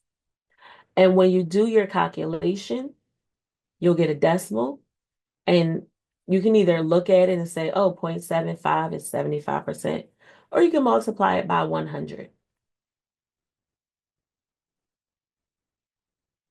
Now, the time portion. The time portion, you want to look at the total days open per year. And the total time open, don't forget to add in the time for prep and the time for resetting. The time you're spending with me tonight, and I'm so glad you're here, this time would count as well. Your union meetings, that time counts if you're doing it on Zoom from home. And what happens for the time ratio is you would multiply. Now, most of us fluctuate a little bit, but for simplicity purposes, let's assume you're open the same amount of the same amount of hours per day. Let's say you're open 10 hours a day. And maybe you spend an hour in the morning and an hour in the evening when the children are gone. So that would give you a 12-hour day. So you would multiply the total days you're open by the total hours per day. And then you get that number. So go ahead and calculate that number. What are your total days open? And most people are closed anywhere from 11 to 20 days a year. So we know there's 365 days in a year. So if there's 365 days in a year minus 20 days, that leaves us with 345 days. Your situation is going to vary depending on your program. And if you really want to take the cheat code, you could just start clocking your hours, clocking yourself in and out. There's a lot of free apps to do it. And a lot of the programs that some of you may be using already may have this functionality. I wouldn't go out and buy it if I don't need it already for a staff or something. But if you have access, or even if you just want to log it on your own calendar, so that we all multiply how many hours per year we're open when you're multiplying the days times the number of hours. So once you get that number, you're going to divide it by 8,760. And you might wonder, Shanita, where did you get 8,760 from? Well, that is how many hours are in a year. So you're dividing the hours you work by the number of hours in a year. And this gives you, it's sad, it's really sad, because this gives you the percentage of your year that you're working or prepping or resetting, training, something related to that business. And this is our time portion. And I'm saying time because I realize sometimes it sounds like I'm saying a person's name. I'm saying time. So now, this is why I say you don't want to calculate this on your own. You don't have to. Too many tools available for you. So in our example, I run the childcare. I'm open 10 hours a day. I'm open 1 hour before the kids start. And I spend an hour afterwards sanitizing and getting ready for the next day. So that's 12 hours a day for me in my example. I'm closed for 11 holidays or no, what was it? I'm closed for, let's say, 11 holidays and 9 days I'm just closed. So that leaves me open 345 days per year. So if I multiply the hours per day times the amount of days, I've worked 4,140 hours per year. If you were not open the whole year, you can still do these exact calculations. Now, once I do that calculation, I'm going to divide the hours that I'm working, and we're going to just consider these hours working, even though I might be prepping or resetting or whatever, okay? We're going to divide those hours by the total amount of hours in a year, which is 8,760, and I come up with 0.35. If I multiply that by 100 to turn that decimal to a percentage, you probably haven't thought about that since middle school, right? That means, and it says space, but it should say time. That means I've worked 35% of my year. That is my time. So now we did our space ratio and we just did our time ratio. So now the two numbers get multiplied by one another. And I promise you, I'm going to show you an easier thing. Oh, okay, Alyssa, she's at 37.84%. When we multiply these together, that gives us our time-space ratio. Maria, I want you to count the real hours. I need you to get credit for every hour you're working that you worked. So I'm just using rounded numbers in our example, but if you all use apps or use your calendar to track your hours, use your real hours. Get all of your deductions. Do we have any questions specific to this time space? And I'm going to scan our question sheet because I am looking at questions in all languages. So I'm going to see if we have any. And I just answered that. We're going to use the real hours. Now, the person that asks if they're only open 9 months, the IRS does give us another number, which I'll show you on my spreadsheet. And the other number is actually 8,764 but that's used for people that open or close during the year. So I think you would be fine using the 8,760, but remember, I am not doing this by hand. When I do people's taxes, I am using software. Y'all saw that calculation. Okay, so I answered that. And this is all the hours that your business is open. So even if you're sleeping, I have clients that do 24-hour care and they have an employee when they're sleeping during the day. If that's the case, you're open, your house is being used, your electricity is being used. We are going to count everything we're entitled to count. And I don't see any new time-space questions coming in. Online schooling, yes, ma'am, is well, as long as it's not going to qualify you for something different. If it's just making you better at what you do. So now I'm going to show you all a better way, another better way to do this. Now remember, and I'm proceeding with caution because I don't want you all to cheat yourself.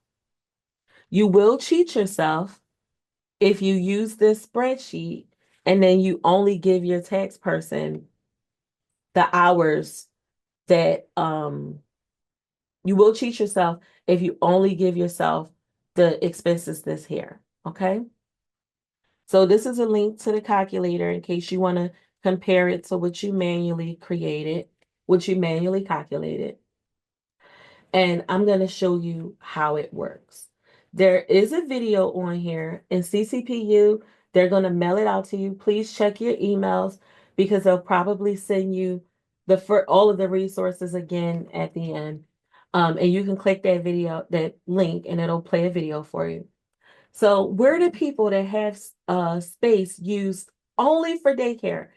This tab is for you. And I'm going to wipe it out and show you how it works. When you get that sheet, you will have to make a copy of it so you don't damage the original sheet. You are only going to type in the cells that are yellow. If you type in any of the other cells, they are formulas. You are going to break it and we won't be able to fix it for you, but you can go copy it again. If it doesn't work for you, don't worry about it. They will send it out again. I just used it myself, so I know it works. You would just need to make a copy, but I don't want to spend a lot of time on that. So here, people that only use one space for daycare and nothing else, let's say you know that total square footage is, and I forgot what my example said it was. Let's say that total square footage is, just a second, I'm gonna put my numbers back. So I think it matches the slide. Okay. Let's say, did I really say 300? I did. Okay. Let's say you only use 300 square feet for your daycare. This is exclusive use. And I'll probably need to change it. Okay. So do 300 square feet. And I'm going to change what it says on there. And then, oh, I got it backwards. The total square footage of the home goes here. And the total area used for daycare goes here. This is going to calculate a percentage for you. You only need to type in the yellow cells. Need to mouse the word. And it's going to do this calculation for you. So then you're going to put in how many holidays you have. I'm going to say I have 10. And then you can put in the other days that you're closed. I'm going to say 10. I'm closed 20 days a year. And you're putting in your own numbers. And then how many hours per day are you open? I'm going to say 12 based on what we talked about. It's calculating these percentages for me. You see, it got me to 47.26%. That is my time percentage. Now, my space percentage is only 14.18 because I'm only using 300 feet exclusively. Now, when you type in the expense amount, maybe you want to know if I pay for this thing that I'm going to use for my family and I'm going to use for my business. And let's say it's $1,000. When I type that in there, it is going to tell me how much actually is going, nope, that ain't right. It is going to tell me how much I get to deduct. So I'm going to look at this again, but remember, you're only going to type in the yellow cells. Everything else is a formula. If you started or stopped your business that year, you can use $8,760. 60 hours, I'm sorry. So I understand if your tax person does give them the IRS audit technique guide. And we're going to talk about that next week as well, how to advocate for yourself. And the way you would use this spreadsheet for part exclusive and for mixed use, we're going to do that on this sheet. So maybe some of it's used exclusively, some of it's used for mixed use. You'll be able to fill it in based on this in the yellow cells only. You're going to adjust this, of course, if it's a leap year, but we don't have another one of those coming up for another 4 years. And you can see that the more of your house that you use, the bigger your deduction is going to be. You cannot deduct the outdoor part of your home, unfortunately. I wish we could because you cannot do that. Well, yeah, you can't deduct the outdoor part of your home. So you can use this calculator like I said, just and any expense that's shared here.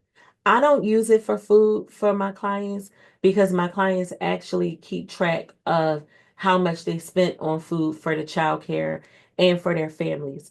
But if you didn't, I suppose you could use it for food, but I don't think you would get everything you entitled to doing it that way. It would also depend on how many family members are you feeding. So I've never used it for food for that reason. Some people, if they didn't keep their receipts, have used the per diem rate. So the government does have a per diem rate where you get so much for a snack, so much for breakfast, and so much for a meal. So food usually goes in space. I'm sorry, supplies.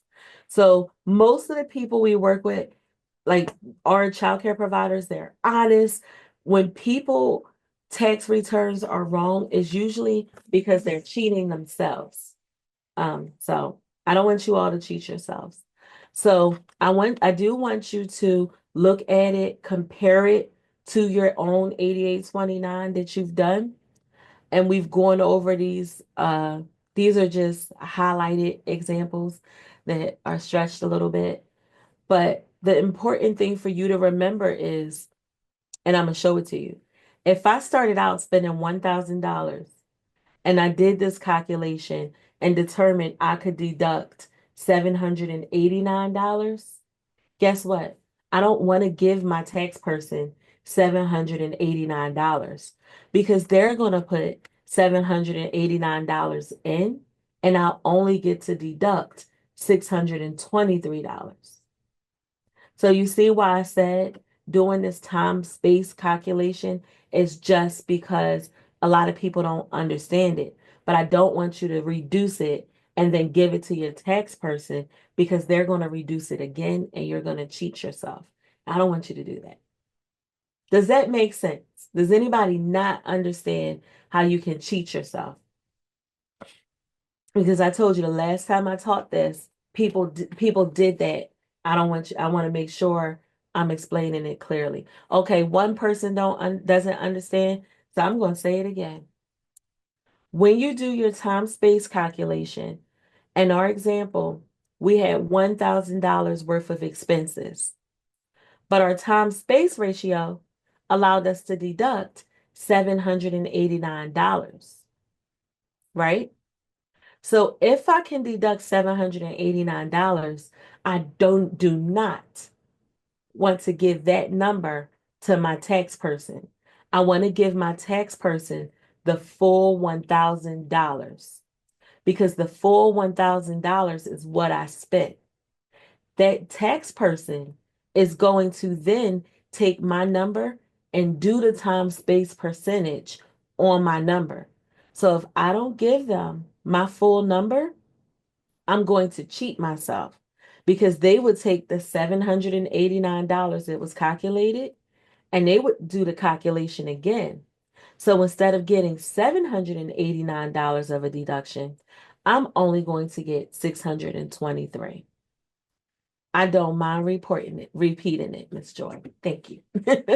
So I'm glad and that is a very complicated topic to explain. I do want to go back and clarify on the first one because I actually have it mislabeled. This should say exclusive use. It'll be updated on the one that you use.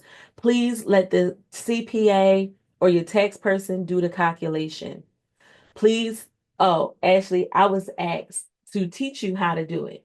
So, and you should know how to do it because, and we're going to talk about this next week, but you want to be able to understand what's going on with your money. Tax people are not perfect.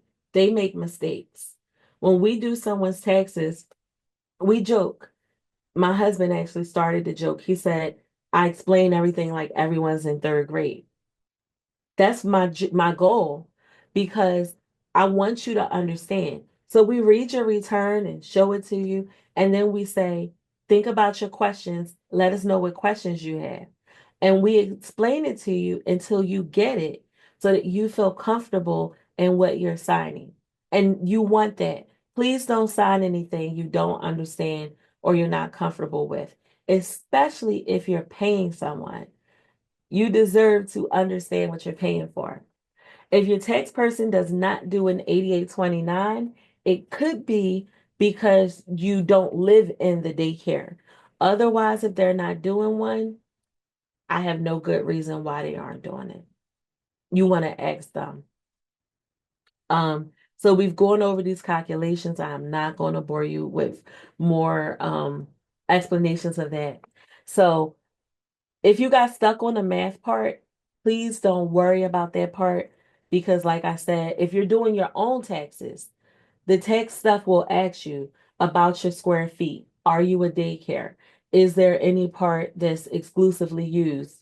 Your tax person, if you go to a professional, we will ask you all of these questions to make sure. So we're located in Delaware, but we work with people all over the country.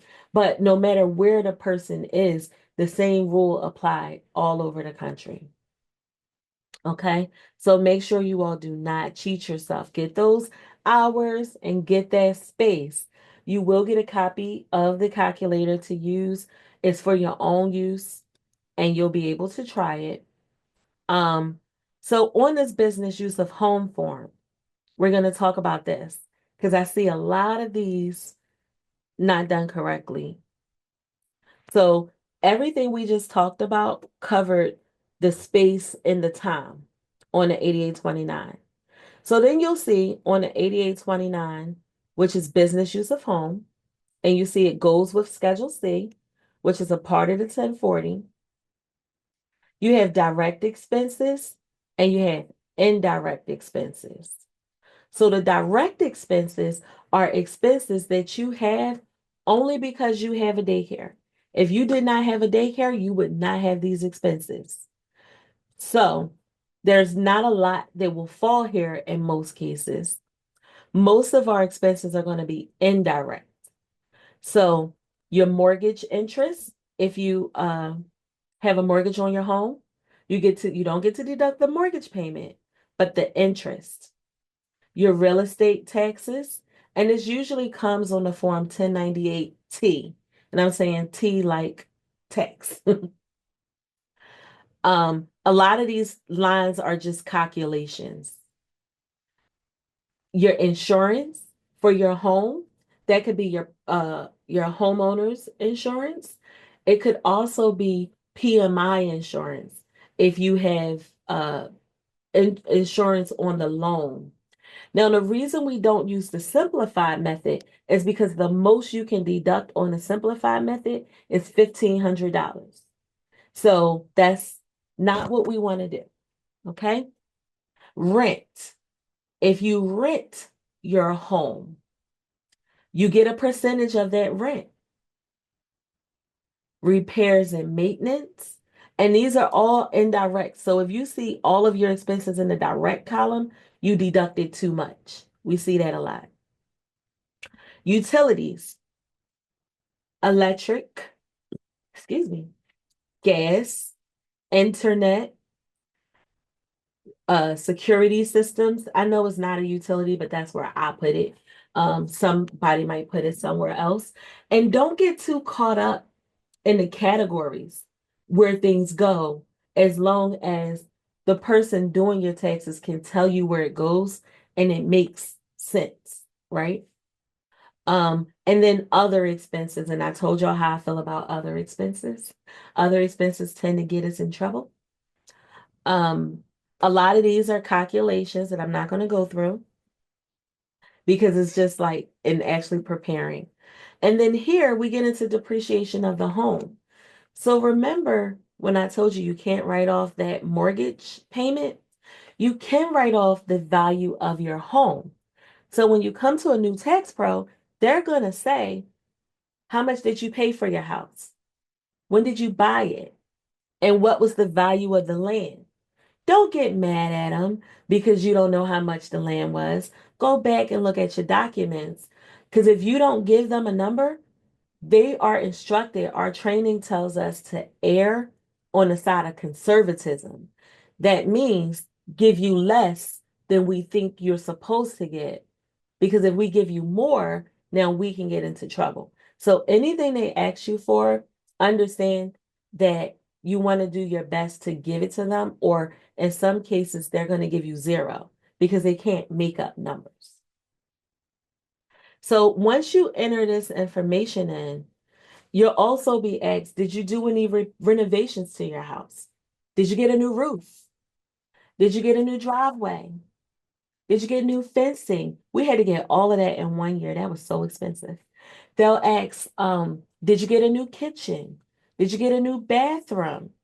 All of these things add to the value of your house. And it goes into a fancy word the IRS has, basis.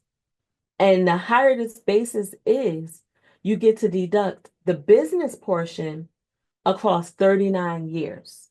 Yes, 39 long years. So if your house was $390,000, because I like even numbers, right? You would get to deduct $10,000 a year if it was 100% business. But if it was only 20% business, that would take you down to $2,000 per year. Now, this form cannot cause your business to go into a loss. So if you have more expenses than you have profit, it's going to be unallowed and carried over into the next year. So this is why we ask people when we do their taxes, please give us your last tax return, or sometimes the last two tax returns, because we are looking to see if you have something here or any other lines that we can use from the past to help you in the present. This is why your tax person asks you for all of the pages of your return. I know it wasn't any of you, but some people will only give the tax person the Schedule C. That is not helping you, okay? Don't do that. So on this form, casualty losses are our family that was affected by, there were North Carolina people, California people had some casualty losses. You will give this to your tax professional. So depreciation and renovations are going to go down on the business use of home form, like we talked about.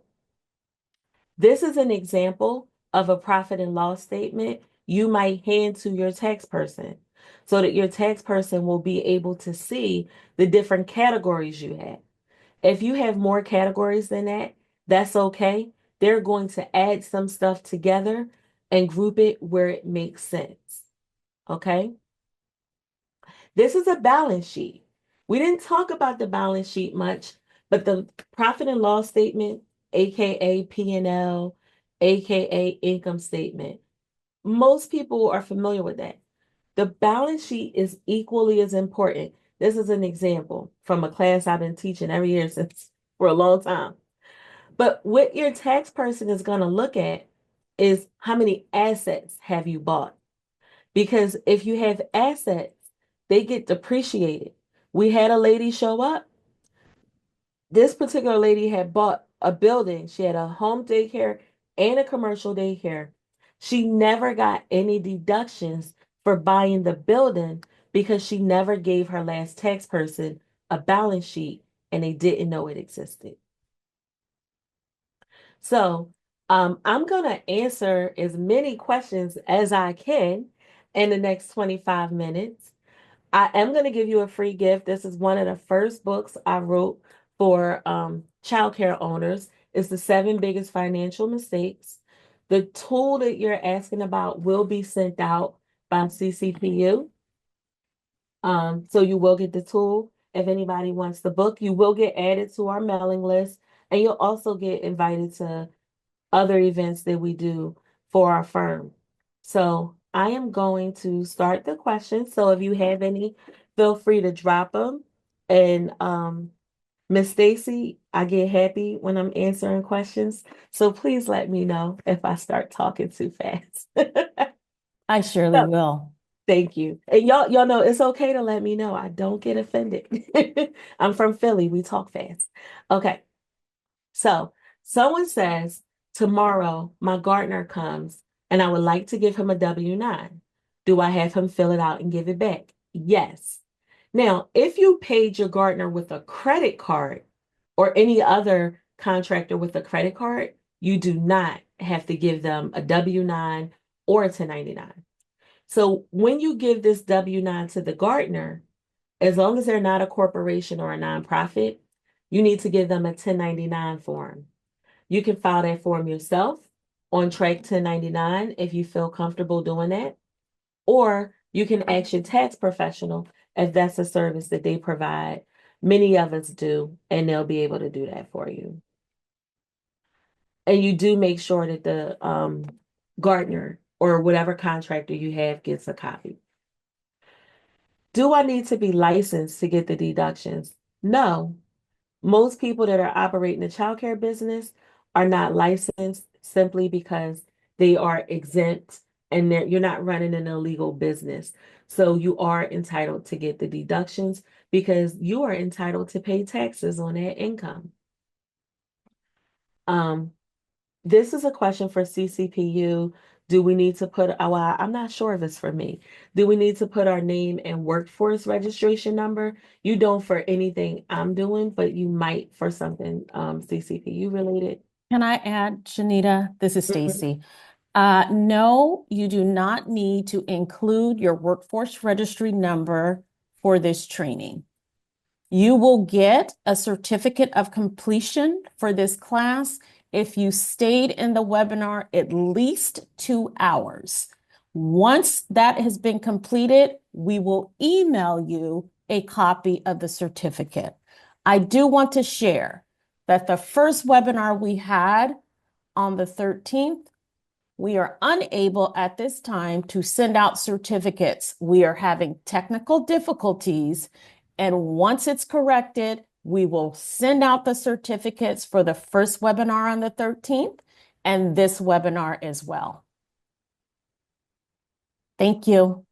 Thank you. Okay. Now, this is a question someone was asking their peers if someone received a grant for small repairs. I have clients that did receive that grant, and just to tell you the tax impact, one of my ladies used the grant to completely, she was already doing it, but she used it to redo her garage. So again, to the grant people, she reported the full amount that she spent. But for taxes, it actually increased the value of her house just by what she spent, not by what she could sell it for now. And it went into her depreciation calculation. Can I email the guide that childcare providers use? I believe I gave that to CCPU, but I want you all to also get used to, and I definitely will give it to them again, but I want you all to get used to looking up information um, to be able to find things and verify things. So if you do IRS audit technique guide for childcare owners, it's the first hit, so you can absolutely find it. But I don't mind giving it to you. But I want you to be empowered. A big part of what we do is making sure people are empowered. Another question, is our insurance working so that it counts towards our retirement, or so that when we retire, our insurance will count for taxes? I'm not sure I understand that question. If you could please restate the question and clarify it. I don't understand the correlation between insurance and retirement. So if you could, but your insurance is going to be deductible, and retirement, you might qualify for a credit for retirement depending on your overall income. So not sure I understand that. I hope I answered your question. Um, are we accepting new clients? Yes, we are. Our website is thechildcarecpa.com. You can schedule a call. You don't have to send an email. There's a link on there. You can schedule a call and talk to someone on our team. What if I haven't received the 1099 yet from the grants I was given? What's the deadline? Their deadline to give them to you is January the 31st. I'm glad you asked this question. If you are a person that also has other investments, like if you have things in the stock market or you took money, excuse me, out of a retirement account, you might not get all of your forms until later. So you can absolutely call these companies, but I wouldn't call anyone looking for any forms until at least after February the 15th. But they have until January 31st. We all have until January 31st to issue 1099s. And then we have until um I think it's in March. They extended it. It's at the end of March to electronically file them. Um, Someone asked if they have a new registration number, will the training still count for them? I don't know the answer to that question. I'm sure. Um, Miss Stacy, do you want to answer that question? I'm sorry, I missed the question. What was the question? Someone asked if they have a new registration number, does this training still count for them? As long as it is a workforce registry number, yes, that should work. Once we send you the certificate of completion, you will upload that to your workforce registry. Thank you. Someone asked, can they claim gas and car repairs? My answer is maybe. Remember, we talked about our auto expenses, and you might have asked this question before then or during then. You can do actual expenses, but if the vehicle was already in service, you might not be able to change. And you also want to make sure you're doing what's best for this year and going forward. So some people are going to do standard mileage. Some people are going to do gas, repairs, car insurance, all the things. You don't get to, and I should have said this before, you don't get to deduct a car note, though. If you're leasing a car for the business and it's 100% business, you can deduct that lease payment, but not a note. Everything that I'm talking about is about family daycare. Somebody asked, am I going to talk about family daycare? So this applies to family daycare businesses. I hope that answered your question, but I'm not going to talk about curriculum and licensing and stuff because I'm not an expert in those things. I'll get you in trouble there. Um, Next question. Do you get taxes back when you pay your taxes, or what happens? Just savings? The answer is it depends. So let's talk about what a tax refund is. A tax refund is the IRS giving you your money back because you paid them too much all year. You might also get a tax refund because you qualify for some credits. And we talked about that in webinar 1 about refundable credits.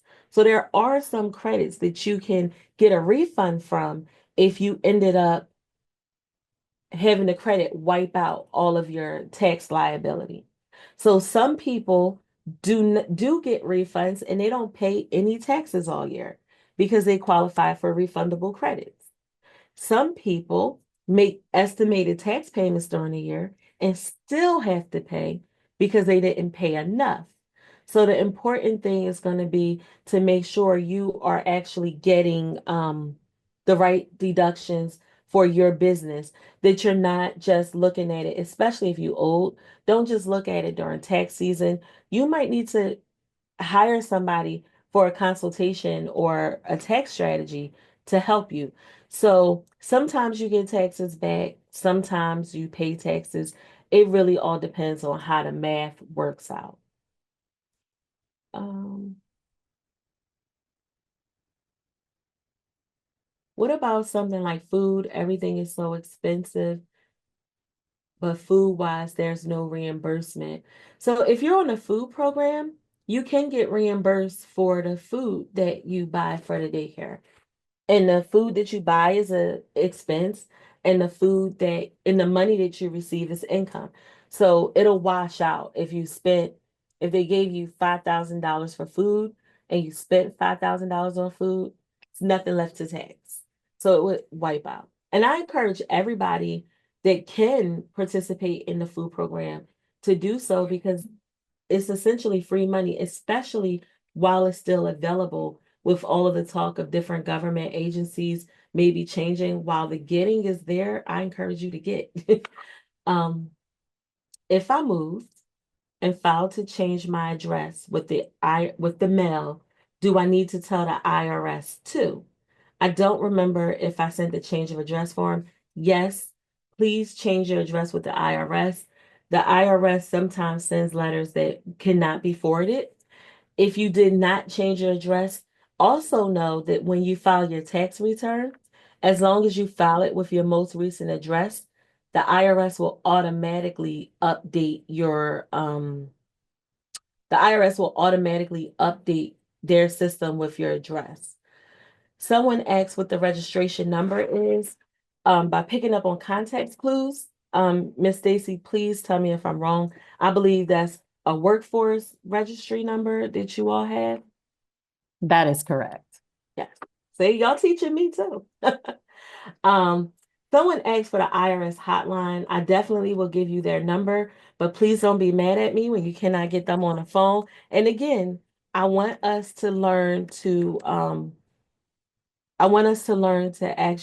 how to find some things for ourselves. The individual number is super easy. It's 1-800-829-1040, like the 1040 form. And the business number is 1-800-829-4933. And that's if you're asking questions about your EIN number or anything like that. Can I also claim food expenses as deductions, or just claim the meals, or claim both? So when I say food, I generally mean if you're feeding them breakfast, lunch, or if you're just giving them a snack. So basically anything them children can eat is what I'm considering to be food. When I use the term meals, because I work with childcare providers, I'm usually talking about adults traveling, or you're feeding your team. But yes, all are deductible. It's just that some meals are only 50% deductible. So your tax person might also come back and ask more questions about food if they see that word meals. But if they see childcare food or something like that, then they'll understand, oh, they had to have that food because, they have to feed the children. I got a grant for $63,000 last year. Congratulations. I spent all of it on approved items except for $7,000. I'm still waiting for approval to spend it. Will I have to pay tax on the last 7,000? Probably, because they gave you 63,000. Well, maybe not. If you spent $7,000 on things that weren't approved, the IRS is over here, the grant people are over here. The IRS doesn't talk to them, and they're not making their determination on what you can deduct based on what the grant people approve. Okay, I had a client, perfect example. They're actually a larger center, but they received a large grant, and one of the owners went out and bought a school bus. The grant specifically said they could not buy a school bus with the grant. We were able to deduct the school bus on their taxes, but they had to give the money back because that wasn't an approved purchase for their grant. So, perfect example. What's the difference between an IRS versus an EDD audit? I don't know who the EDD is. What does EDD stand for? I'm drawing a blank. I can't think of who they are. So many agencies. Are you talking about employer development or something like that? Um, can you have a childcare in a private school at the same time? I have a lot of clients that do. Most of them, um, the private school is typically a nonprofit, and the childcare is usually a childcare. I don't have employment development department. Okay, it was employment. The childcare is usually the school is typically in a commercial building now. Not that it has to be. I've just only seen it that way. So the difference between an IRS audit and an EDD audit is that the IRS is they're just two different agencies that have the ability to audit you. Employment development is usually concerned with, are you improperly classifying people as employees? I mean, as contractors, but they're really employers.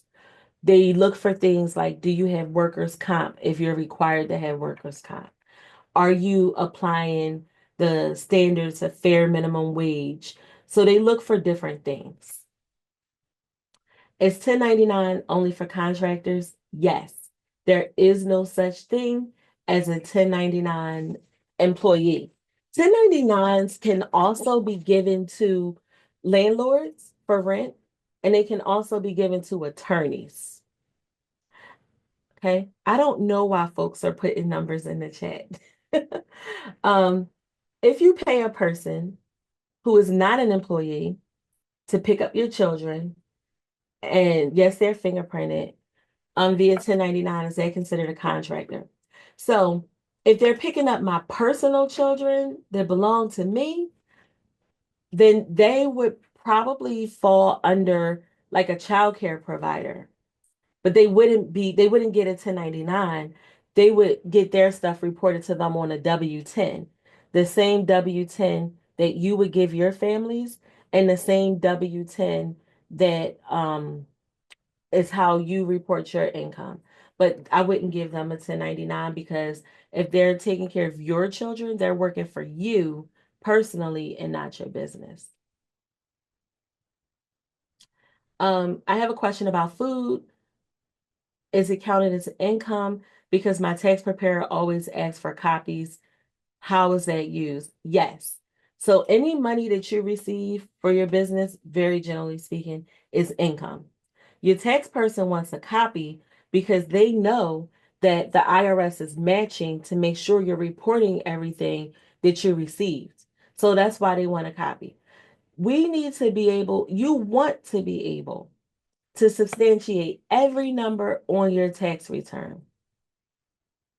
The book Seven Biggest Mistakes, it says centers, but it applies to family child cares as well. Yes.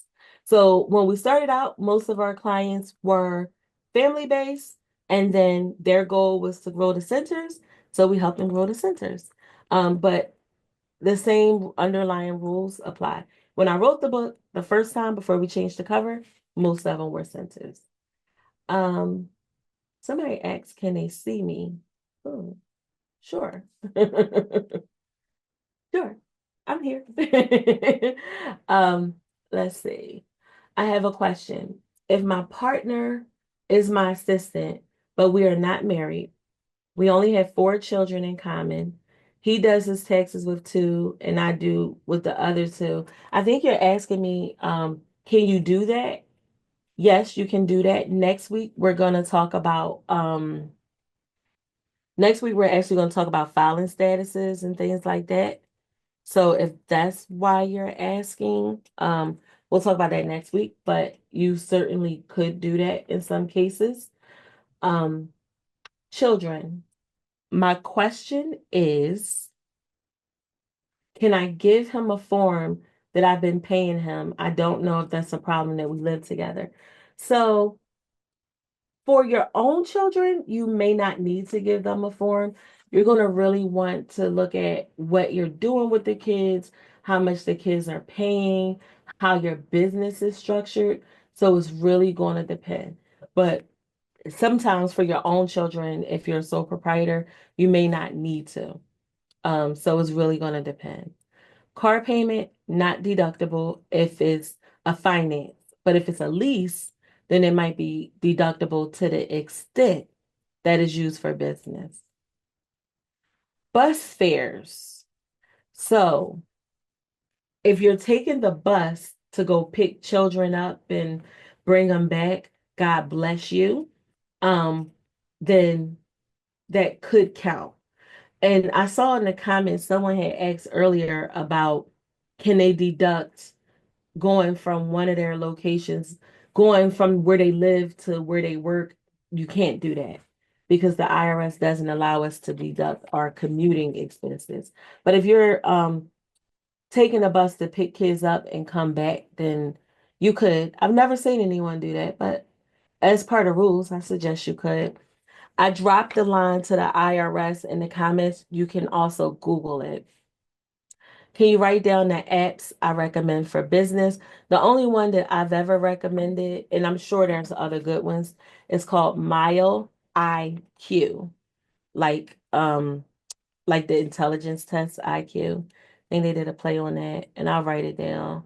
Case what I'm saying, Mile IQ, and that is a mileage app.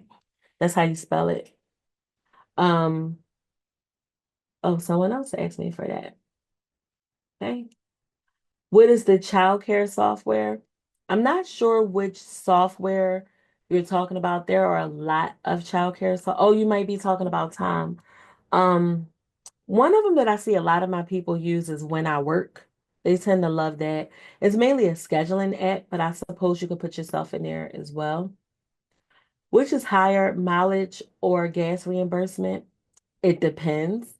Either way, you're going to need to have the total miles you drove and the total miles that were for business. It's going to be different for everyone. So, I'm not sure which one is going to be higher for you because I don't know any of the numbers. Um, Miss Stacy, I don't know if you wanted me to go up until 12 or if you had anything else, I mean, 9, or if you had anything else you needed to say before we ended. No, you can go all the way up till 9, and then once you're done, I will go ahead and just reiterate some things after you're done. Okay, thank you. What if you haven't kept great mileage? Okay, no worries if you're behind in your taxes. Just so the person knows who I'm talking to, they said 2016. If you haven't kept great mileage, you can recreate this. You can look at your calendar. If you're taking children to school and picking them up, you can go online and MapQuest the distance between your house and the school, maybe school one and school two, and you can count only what you can document. So that's one way you can go back and collect the mileage. So we have a lot of people that have to go reconstruct. Um, the fee to licenses goes in commission and fee. I would probably put it on the line that says licenses. There, remember, there's a line that says licenses. Is W-9 needed for the replacement of flooring? Maybe if you paid the person over $600 and they are not an S corporation or a C corporation and you did not pay them with a credit card. Where do you deduct employee payroll? There's a line that says wages. If and for anybody that's not doing it themselves, if you just list these things in order, similar to how I showed you what the profit and loss looks like. Oops, I can't go back. You can, if your tax person sees that, they'll know what to do with it. And I'll share it again and show it to you. Um, so long as even if your titles don't match the IRS, that's okay. Nobody expects you to be perfect and know all of this. But as long as you have them listed in the amounts, they'll be able to figure out where your stuff should go. What's the maximum we can deduct before we depreciate an item?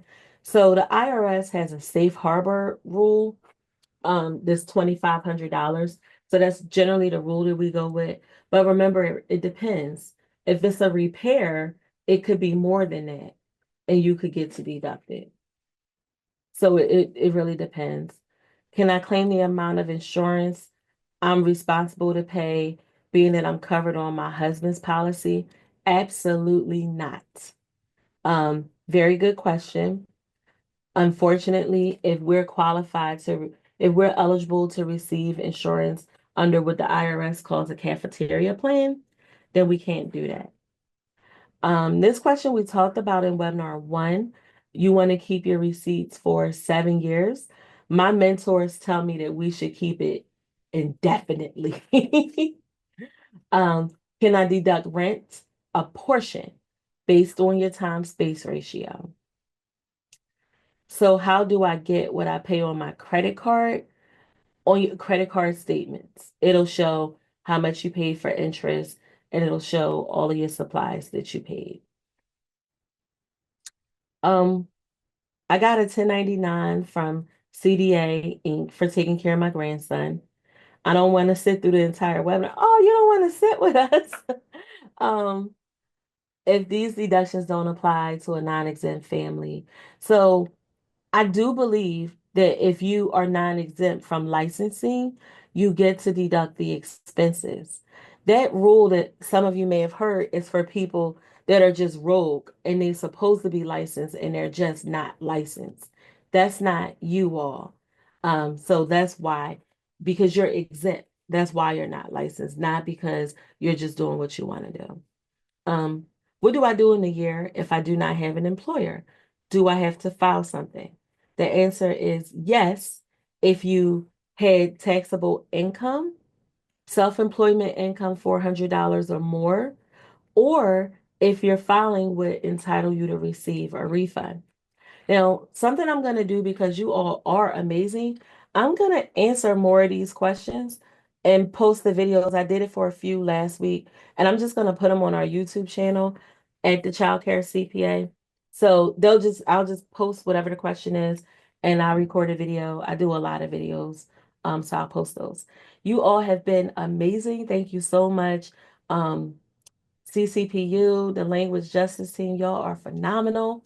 I appreciate you all. So I'm going to give it back to Miss Stacy and we'll go from there. Oh my gosh. Thank you so much, Shanita. This information was very, very helpful, very informative. I know we all appreciate the information you shared.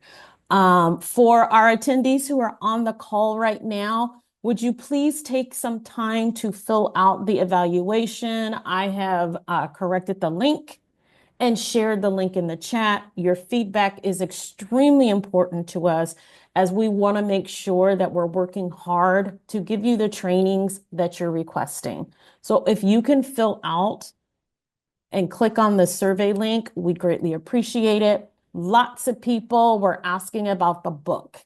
If you've registered for this webinar, we will email a follow-up with the link to the book. You're not going to get an actual hard copy. You will get a link to the book that you will be able to download.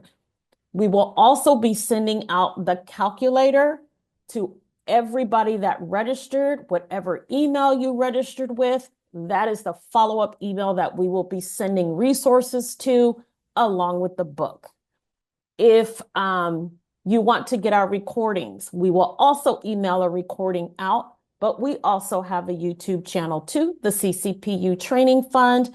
I have also dropped that in the link. You can go to our YouTube channel and all of our recordings will be there if you've missed any recordings. Again, Shanita, you were awesome. Thank you for sharing your expertise with us. The next part 3 webinar is going to be on Monday, February 3rd. Please don't miss it. Shanita's going to come with some great information for us again. Again, also too, you do not need to put in your workforce registry numbers. We do not collect those numbers during our webinars. When we issue you a certificate of completion, you are going to log into your workforce registry. You're going to upload that certificate and you're going to credit those hours. Okay, I am going to drop the survey link in again. Thank you all for taking the time to fill out a survey. We greatly appreciate it. Once you have completed that survey, you are all ready to go. Thank you so much for spending your evening with us. We greatly appreciate it. And again, our thoughts, prayers, and wishes go out to our Southern California educators. Please be strong, take care of yourself, and know we're sending prayers to you. Thank you all so very much.